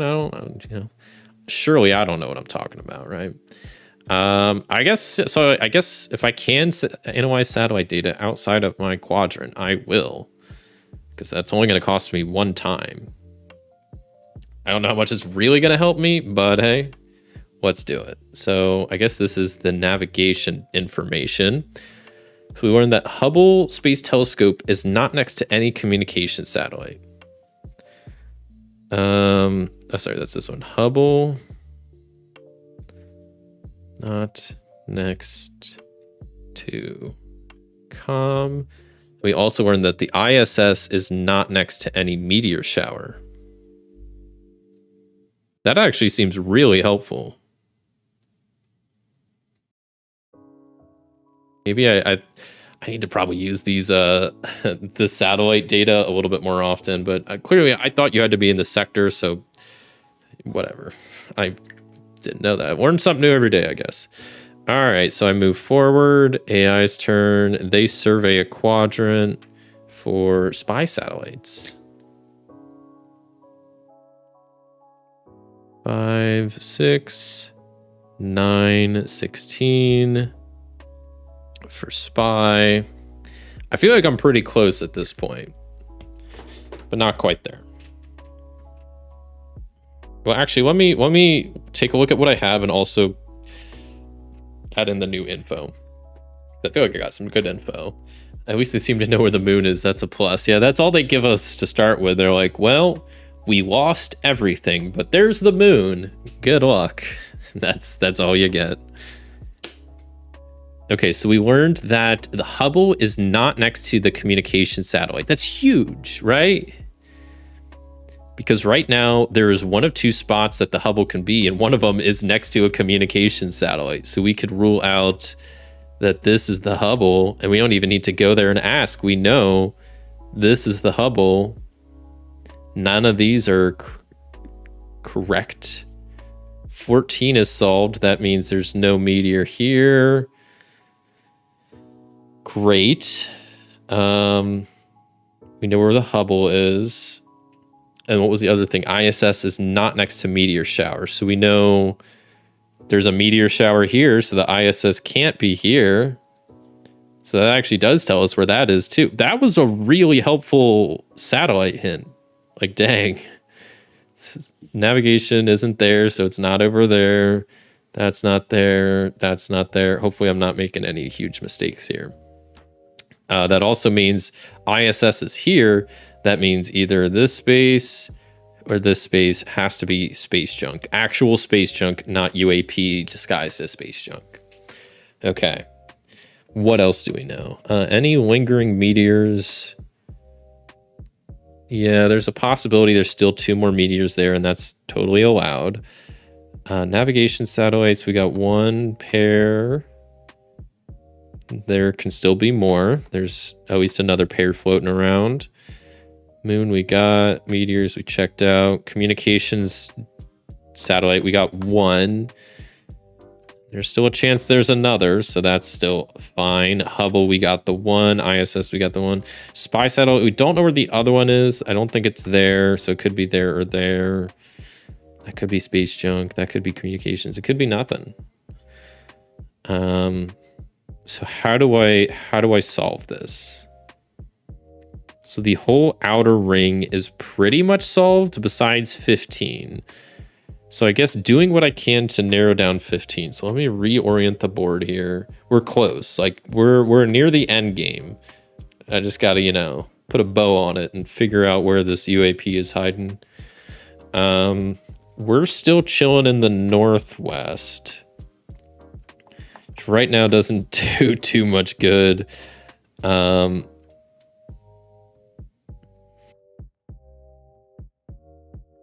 I can work with that though. When's the board gonna rotate? Yeah, that's gonna rotate here in a second. Not that it really matters. I need to narrow down what's in 7, because if I narrow down what's in 7, that'll help narrow down what's in 15. That'll give me a UAP option, but we don't have, oh, I guess we do have some declassified info, which I did have written down. The UAP is not next to a spy satellite. The issue is we have not located a single spy satellite yet. So that is a bit of an issue. Once we do, we'll know.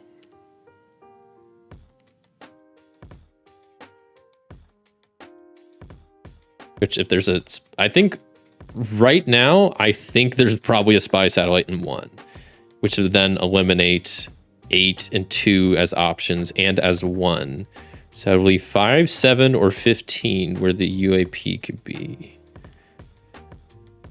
There was a spy satellite in 1. There could be a nav over there. There could be another spy satellite over there.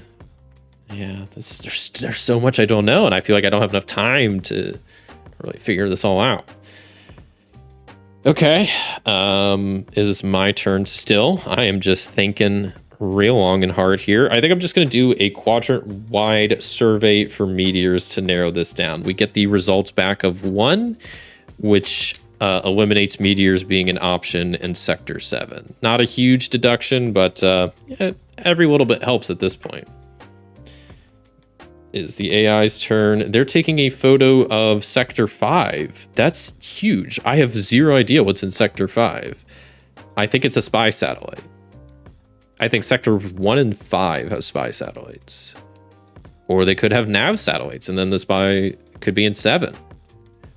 Could be anything right now, and we're about to figure out, which is kind of exciting. So they submit something in 5.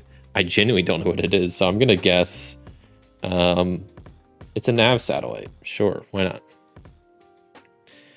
We rotate the board, and we rotate the board, and now we verify some photos. They submitted 1, and it was not a nav satellite, it was a spy satellite in Sector 5. So my hunch was correct.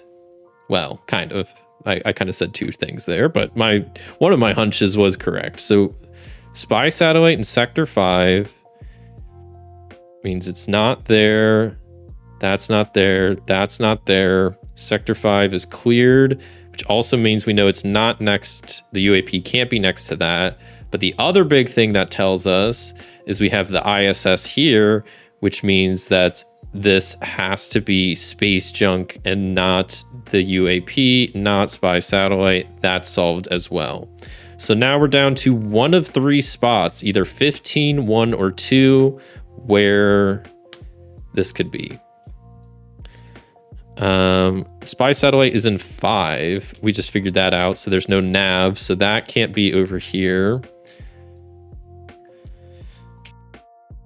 We're so close. We're so close. Did this meteor get deduced? It did. It did. I didn't even... When did that happen? Well, 15 can't be that. So 15 has been solved. That is junk. Possibly UAP. Don't know that for certain. We still only have 1 piece of declassified info. So it could be there. It could be in 15. It could be in 8. 1 or 2. Okay, now the question is, let me reorient this to reorient myself. I am in Northwest. 1 and 2, I don't know. I need to get to the Northeast, but I can move there for free with charter flight. Big. And then start just asking some questions. I think I basically need to ask quadrant-wide survey for spy satellite and then quadrant-wide survey for communication satellite. And I think those 2 questions will cost me 2 time, but that should narrow it down pretty good. Hopefully we get a result back for one of those, because if not, I'm going to have some guessing to do or something. So is there a spy satellite in my quadrant? There is. That helps so much. I know where the UAP is. Yes, it is solved. Because spy satellite in this quadrant means it has to be in 1. Spy satellite there. 1 is solved. We know the UAP is not next to the spy satellite, so UAP can't be in 2. The UAP can't be in 8. And I'll triple check my work, but I think that just leaves sector 15 as the one with the UAP in it, and we know what's in all of the sectors around it. I think this is game. Let me double check my work here. I should be a little bit further up. The AI, I think it's one more turn. We'll let them do whatever. Have your feeble last attempt at a survey. It won't help you now. Or maybe it will. I don't know. I mean, you could still get some points for like the photos at the end. But I think I'm going to triple check my work. I think this is over. I'll zoom in so you can see my little board a bit easier. Because how it's oriented, if there's a spy satellite there's no UAPs.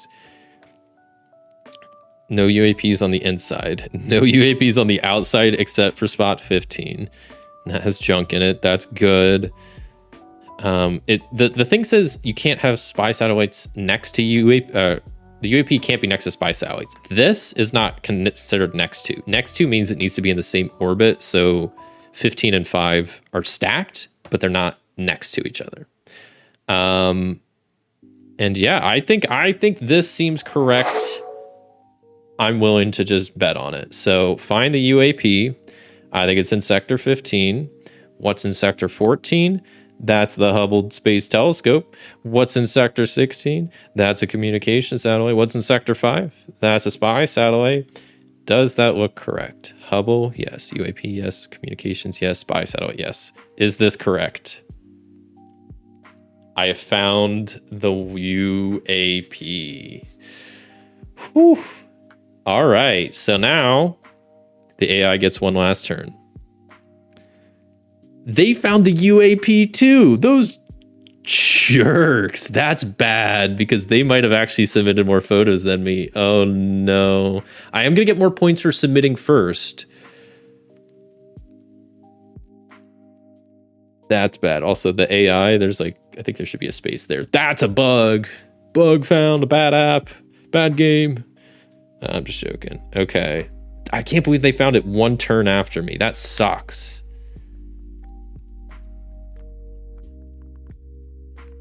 And yeah, there's the final board, which is pretty much exactly. Technically, I didn't know what was in sector 2. And yeah, it was another communications array. That was the only thing in space that we didn't solve. So this is really going to be coming down to the final count here. So let's see how this goes.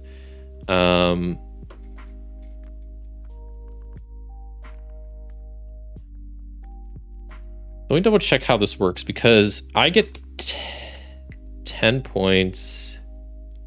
But then depending on how many spaces back they get a certain amount of points. But I don't know how you, like 1, 2, 3, 4, 5 spaces back, because then they would also get 10 points. That's kind of bad. But let me double check that's how that works, if I'm counting that correctly. Honestly, I've never had it really come to this where both the AI and I solve for the UAPs in the same turn. Like I mean, I haven't been playing the game that much, but it's the first time that's happened for me. So, yeah, you don't advance the tokens, which I didn't.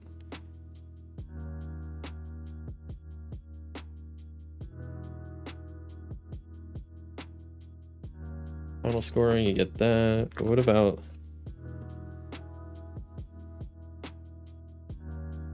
Count the time track, how many spaces back your token is from the token currently found it.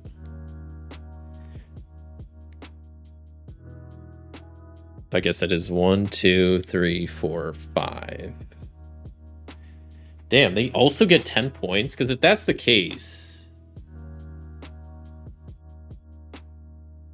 that kind of sucks that I don't get extra points. That might actually lose me the game.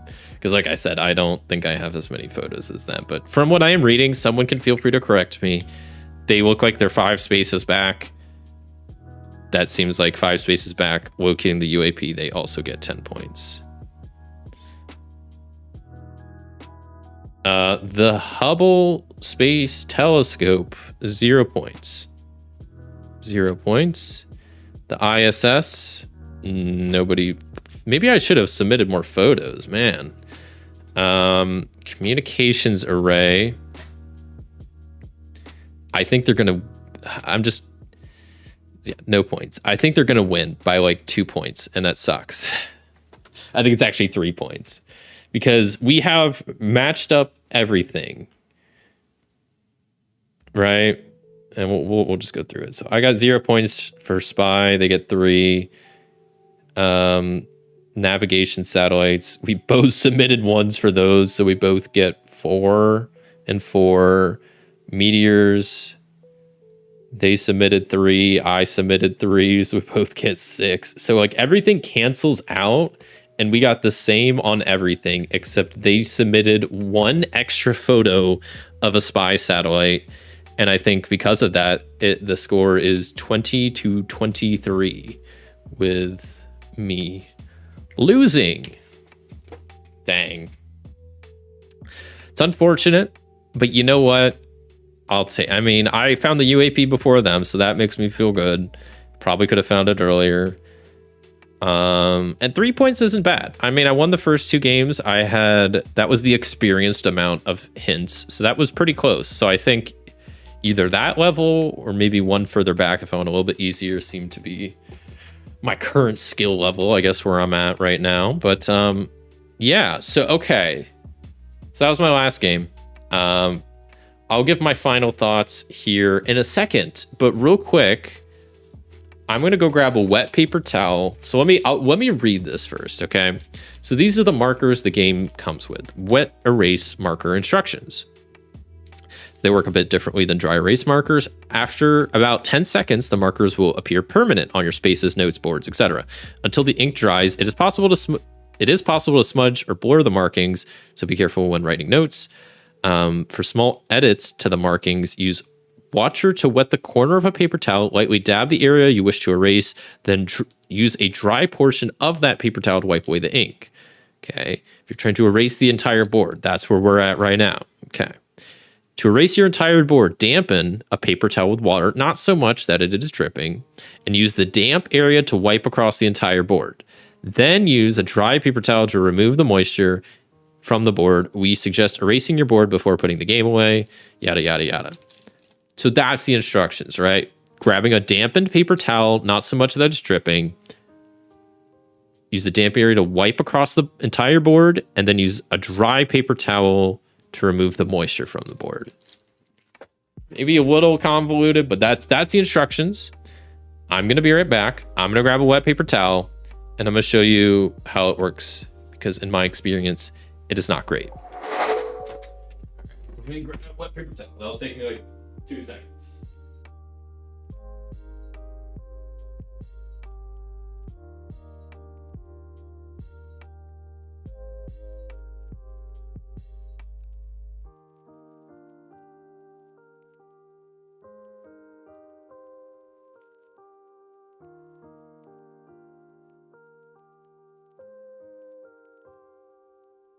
Okay.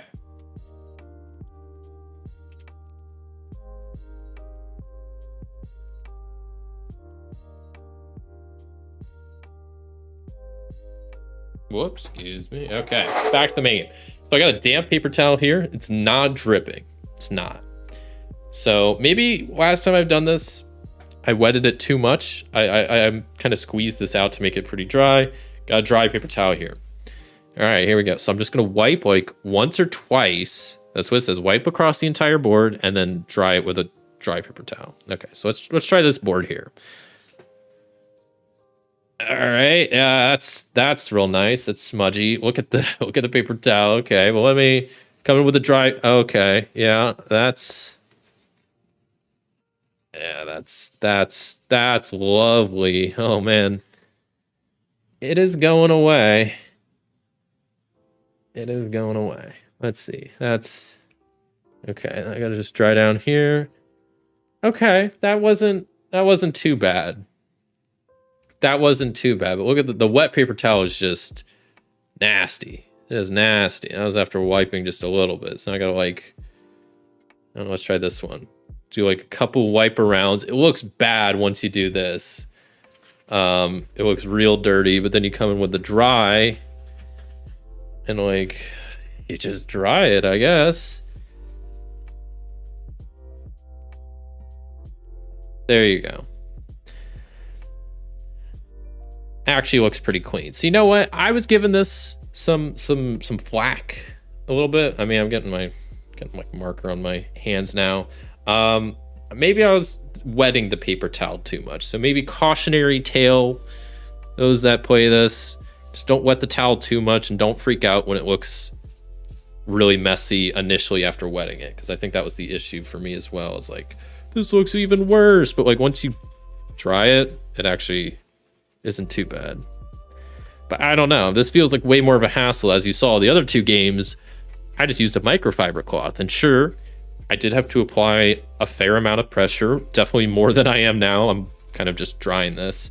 But these are clean. So that's how clean. I mean, I'll zoom in a little bit so you can see, but these actually do look fairly clean. I thought they looked fairly clean before without using the whole paper towel. And as you see, like I got these just nasty paper towels. This was wiping one player board, and I guess it even wiped the scorecard, but I mean, that's just a little bit of stuff, so that's not a huge deal. But yeah, it kind of sucks. It's kind of like a lot of paper towels if you're doing it this way. I mean, it does. I will say, I mean, I think it's probably, it is cleaner than with the what's it called, the microfiber cloth.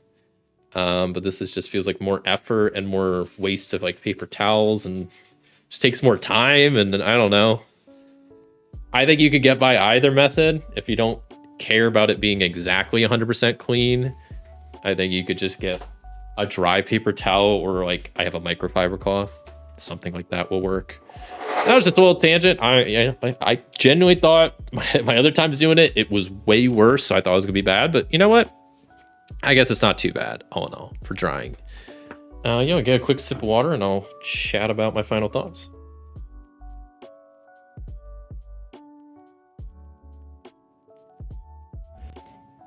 Curious how it knew it was there and got it things around it so correctly. Oh, didn't seem to know it was around that spot. Maybe I'm just wrong. Or cheat. It probably cheated. I wouldn't put it past that. Yeah, I mean, there was a lot of stuff in that area already. So I think once it knew the Hubble space scope wasn't in, because I had it narrowed down to spot 15 or 16. So I imagine it had something close.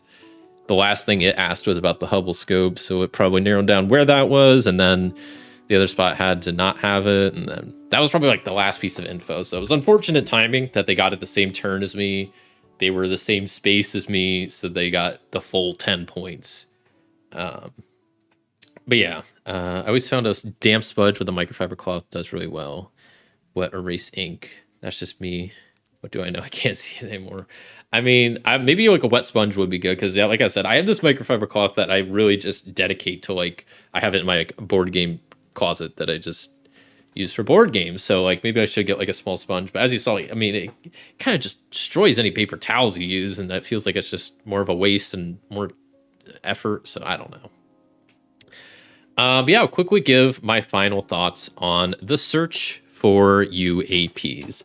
So, like I had mentioned, I do own Search for Planet X. I got it a while back. I think I got it last Christmas, so fairly new-ish to it. I tried to get Search for Lost Species and couldn't because they were out of stock at Gen Con, and then I was just kind of salty about that.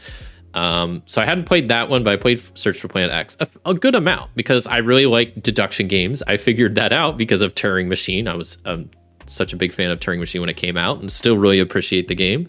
And I like deduction games apparently. So Search for Planet X, I like sci-fi games. Checked it out. Very cool. I never got great at that game. I would say I'm about equal level that I am at this game. Didn't really I probably played the expert mode like maybe once. I didn't play it a whole lot, and I didn't get super high in like the difficulty. It's also been a bit since I've played Planet X, so some of my comparisons are going to be kind of just going off of memory. But I enjoyed the game. But I was curious to try this one because I heard different designer, different company, has different things going on that's different enough that it's worth a try. So I was like, okay, let's see what it's got.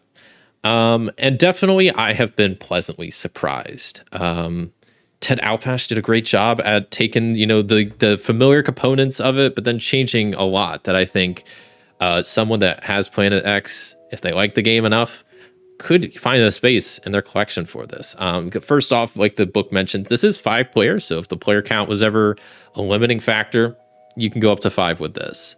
But this does a lot of things differently. The boards, the magnetic boards, rotating boards is different. The player kind of positioning where you're researchers in quadrants, that's a little bit different. It sounds like that is a similar thing in the Search for Lost Species, but I cannot speak on that game because I have not played it. So, but yeah, personally, I think the components are really solid in this game. I really like the artwork. The art style, I think, is pretty nice and clear and concise. The icons, there's a lot of them for the different objects, but once you kind of get the hang of it, I think they all look different enough. There's not like overlapping colors that I think, even though this board kind of looks like intimidating at first, like, oh, what's going on here? It's not too bad. It really isn't. So overall, I really, really like this game. And I do say, at least currently standing, having not played Planet X in a while, I like this version kind of a lot better. I do like it better. I would say kind of like significantly better. And I really liked Planet X. Some things that make it stand out. Well, first off, I like the board. I like the rotating aspect and the movement aspect. I think those are fun as an extra layer that you can only do stuff where you're at. I like that the player boards rotate. The magnets are a fun and cool way to do it because also it just sticks and it just works. I mean, sometimes if you rotate it, like it gets a little misaligned, but you just kind of push it back into place. But then they're magnets, so you can't like accidentally put the expert side on the basic side. They're also color coordinated, but I think that's just a really cool way to do it. And I like the little player boards and the big main board. I think is just cool. It's a neat aspect of the game. I think both the Planet X and this are app-assisted games, and I do think that this app is better. Once again, I have not used the Planet X app in a little bit, but I think the graphics on this are better, and the animations, the sound effects. You could see the board, I think, a little bit easier. The player tokens, it's like a whole 3D model. It works fine on a phone. I definitely prefer it on something like my iPad or a tablet of sorts, but I've used it on my phone and it works all the same. And I think the app is great, especially for the reminders in it. I think the reminders are super helpful. When to rotate the board, when to verify photos, when to get a UAP, the declassified report. And most of the time, like it will have it flashing on the screen and it will not allow you to do anything else until you do that thing, which I think is nice because sometimes it's easy to forget about certain aspects of the game while you're focusing on other stuff, like actually trying to figure out where the UAP is. So that's pretty cool. The app, I think, is great. The app, like before, has different difficulty modes, as you've seen. So you can choose the number of hints that you get at the start of the game to have a bit of a difficulty modifier, which as a solo gamer, that is one thing I really look for in solo games, is ways to change the difficulty and ways to change, I guess just having a more difficult, like not only changing the difficulty level, but then also adding different boards and whatnot, which it does have with the expert side. It has the expert side where it has similar rules, but more objects. And, it's pretty much all the same, just a little bit different, more sectors, more objects, longer game, stuff like that. But, it's the same game, which I think is very, very neat. The AI bot, I think, works really smoothly. Once again, it works pretty much similarly from how I remember in Planet X, where it does similar stuff. Has similar kind of logic where it only submits photos that it knows are correct, stuff like that. So you can kind of use that to your advantage. I like that it has the easy and hard mode. Personally, I haven't tried the hard mode, but I might need to work up to it at some point. But that's another thing. As a solo gamer, you can now have kind of 3 different ways you can make the game more challenging. You could change the number of hints, you could change the board size, sorry, from basic or expert, and then you can also change the AI difficulty level. So it's like, that's awesome. And one of the big things about this game that I think really sets it apart for me are these quadrant modifiers that change every game. There's good ones, there's bad ones, there's some that are just nothing.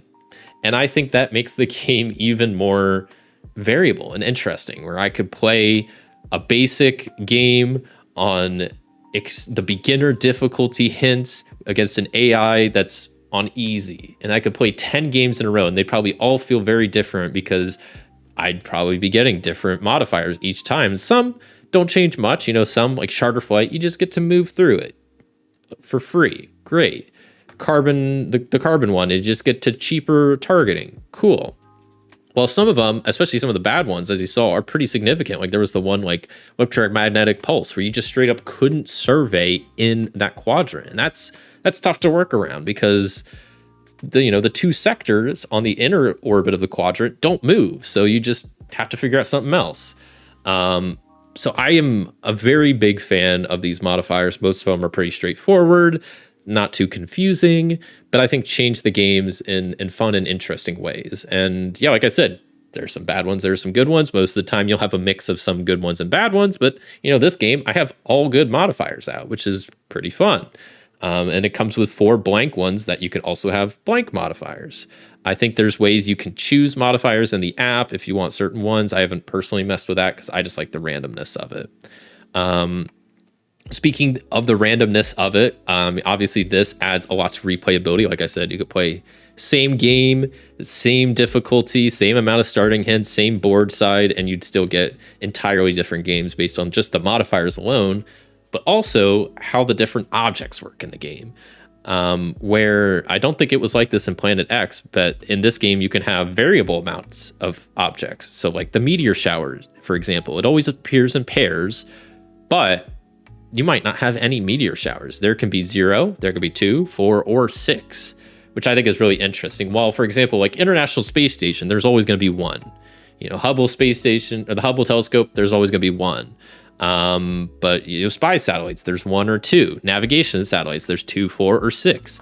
And I think that makes it a lot more interesting because there's just more variability. There's just more question marks that you have to solve. And I think that's fun because it's just, makes it more of an interesting challenge, changes it up more. And I think, the theme of the game is looking into the night sky. I think it's fair to say that what you're going to find is not always going to be the same and it's going to be changing all the time. So I think that probably represents the night sky pretty well, that there's going to be an unknown amount of stuff out there. So yeah, I definitely like, those 2 things alone, the modifiers in here, the variable amounts of objects really make it so that you could play this game a bunch and really have different games each time. As you saw, you get the UAP declassified reports. Those are always random as well. You have the satellite information you're getting. Those are always random as well. So lots and lots of ways that the game can change and keep it kind of just fresh. But yeah, overall, I am thoroughly impressed. To be honest, I wasn't sure what I was going to think getting into this because A, there wasn't a lot of info on it before Gen Con. And B, I was like, well, I like Planet X, but Planet's Search for the Lost Species was a different theme. It looked different enough that I was like, okay, I could see having both in my collection. But this one, I was like, if it's not good, I'm going to probably get rid of one of them at some point. I don't think there's room for both. And I think if you like these games enough, there is, but personally, I'm going to definitely go back and play Planet X here soon now. But I think if it comes down to shelf space, I would keep this over Planet X and probably get rid of both. Because I think this is just builds upon it, but in more fun and interesting ways, at least stuff that I enjoy. The variability and the modularity and the setup and the different player boards. And the positioning aspect, everything that this changes from Planet X, I really kind of like. I don't really have anything, but once again, I'm talking from a little bit of a dated experience because I haven't played Planet X in a while. But that's kind of where I'm at with this game. Is I really enjoy it. I mean, I could see both staying in my collection for a while, but if it came down to it, I definitely think I would keep this over Planet X. So all in all, a fantastic game, great deduction game. If you've never played a Search for game, if you've never played Search for Planet X or Lost Species or this, I think this is a fantastic jumping in point. I think you could play this without playing Planet X and still understand it quite fine. Obviously, if you've played those other games, there's a lot of similar DNA, so you would pick this up a lot quicker. But I think if you've never played any of the games and you're interested in some cool deduction games, I think this is the one to start with. Once again, I haven't played Lost Species, so I can't speak to it. But at least of this and Planet X, I think this is such a solid game, so fun. The extended play accounts and all the other stuff added together, I think this is a super solid game to get. Some people might not like the variability of it. Some people might not like the stuff out here that changes each time. Some people might not like the variable amounts of objects in space. And if those don't sound like things you'd like, the Planet X, Search for Planet X might be better for you. But if those, sounds like things you don't mind, I think this game is the way to go. And I definitely think it's one worth checking out because like I said, I quite like deduction games. And I think this is kind of, it's a really fun one. It really is. I've only played it solo so far, but I definitely could see this, playing this with some people at some point and, seeing what what other people's thoughts are. I've never I want to kind of try to see how the app works multiplayer. I haven't tried that personally, but yeah, very impressed with this game. Kind of went into it not with low expectations, but I don't know, I just didn't really have a lot of thoughts going into it, so I didn't know how it was going to be. But overall, glad I got it. And this was a hot game at Gen Con. I think it sold out by Friday or something, maybe Saturday. So glad I grabbed a copy when I did. Just kidding, I didn't pick it up from Gen Con, of course. That was a lie. I got this shipped from NASA for their internship, which I get to keep my job at NASA, which is great. I'm not going to get the starting salary that I want because I failed my third game, but that's okay. I'll probably get points for trying because that was a harder difficulty. So we'll see. We'll see what NASA says about this once they review the stream footage, but I think they'll like what they see. But yeah, I had a lot of fun playing this today. Hope y'all enjoyed and got a good idea of what this game's about. But I think it's very, very fun. And yeah, I don't got much else to say. It's got the good player aid. I'll show this one more time, but it's like a little fold out screen that you'd hide. But it's got your actions over here, the objects and the rules here, and then just some extra iconography and spatial definitions over here.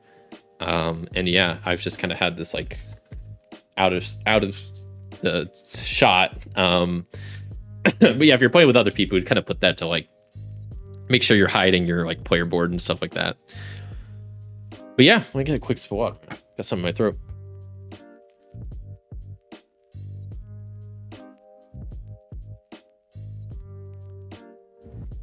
Okay. I hopped just chatting. That was Search for UAPs. Very fun game. Very fun game. I think next time I play it, I want to try the expert mode, see how that goes.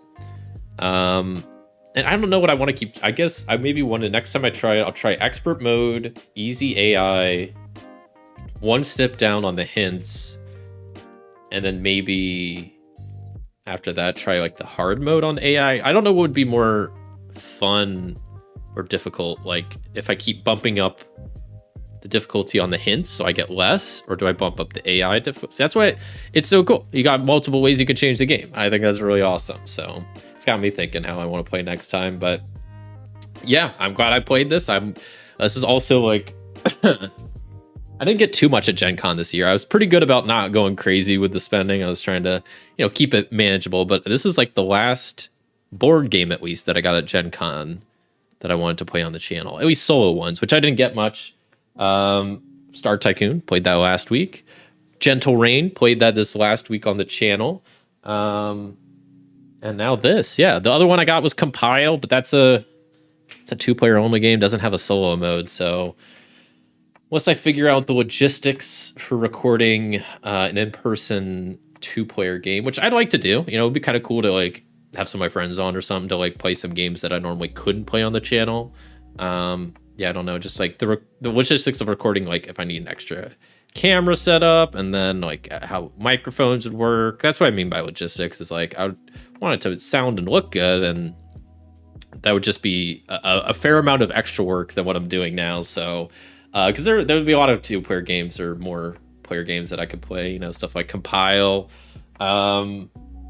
Sky Team, Keyforge, I don't know, Hive, like a bunch of Defrag. I guess I play Defrag, but I don't know. There's a ton of games that I don't have solo mode, so I can't really play them on the channel, at least yet. So, but yeah, that would be fun. So, but yeah, that's like the last solo Gen Con. I guess I also did get Frostpunk as a board game at Gen Con, but I don't think I'm gonna do a playthrough on the channel. I might tentatively. I'm saving that to possibly play a couple of my friends, like to do an in-person thing, and I think that's a game where like once you play it once, you kind of know the answers, so you can't really play it again. But from what I've heard, I believe it is like a game that you don't destroy or change components, so it's like once you get done playing, you could just give it to someone else, and like, yeah, you wouldn't, because you couldn't play it again because you know the answers, but the game is still intact. Because I know some games like you rip or you put stickers on stuff. That's not one, at least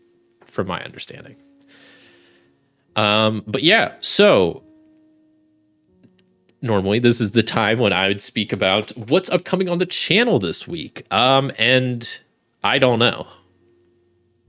I don't know what's upcoming on the channel this week. Normally, I'm a pretty scheduled guy. I like having things figured out ahead of time and all that stuff. I don't know what's coming up on the channel this week.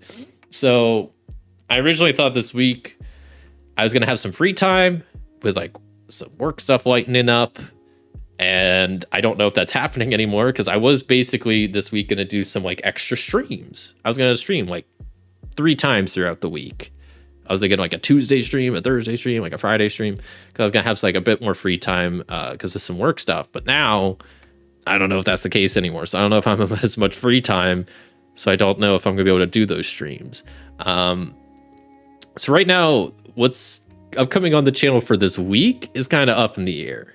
Either I'll figure out like tomorrow for sure, but either it's going to be a couple of streams throughout the week, tentatively Tuesday, Thursday, and Friday, or I might still try to do one of those streams at some point, but it just depends on how much free time I have, because I thought I was going to have a lot, but now I don't know if I will. So we will see on that front.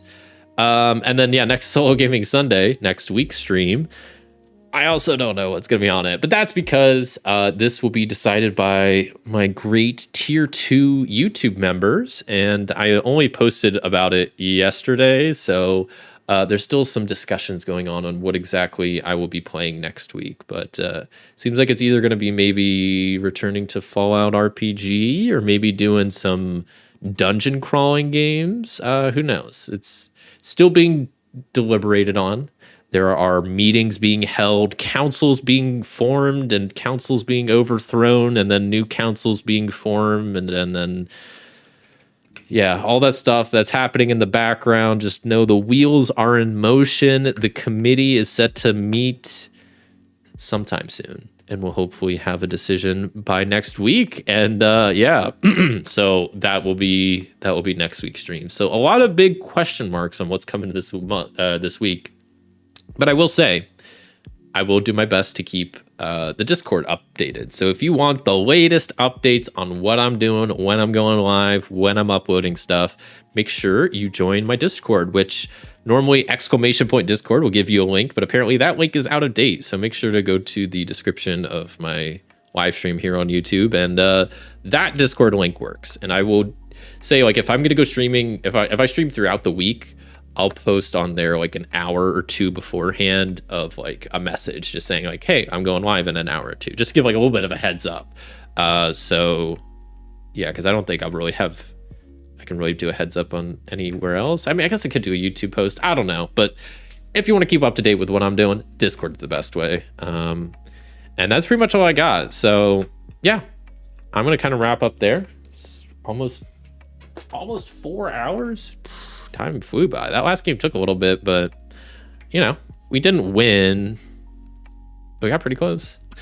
But yeah, so let me turn on my, hold on. Let me get my outro music. Well, it's spoiler. It's the same as my intro music.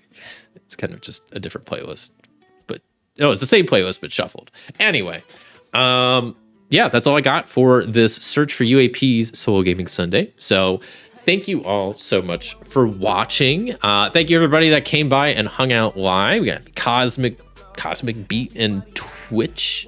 We had Dallas and Dean and Ina and Mr. Rao Gaming and who else? Christopher, of course, all popping in on the YouTube side, which I always greatly appreciate. It always makes live streaming a lot more fun when I have some people to hang out with and chat with. So thank you all so much for popping in here and watching me find some UAPs pretty successfully, I will say. Not trying to brag, but pretty successfully. So thank you all so much for watching. If you enjoyed the stream, a like is greatly appreciated. And until next time, I'll see you. That's the wrong screen. Let's be right back. There we go. Stream is ending. That's right. Have a good rest of your day, week, no, evening, whatever time zone it is. I hope it's the rest of a good one. And I'll see you maybe sometime this week. I don't know. It's all up in the air. Keep an eye on Discord because that's how you'll know.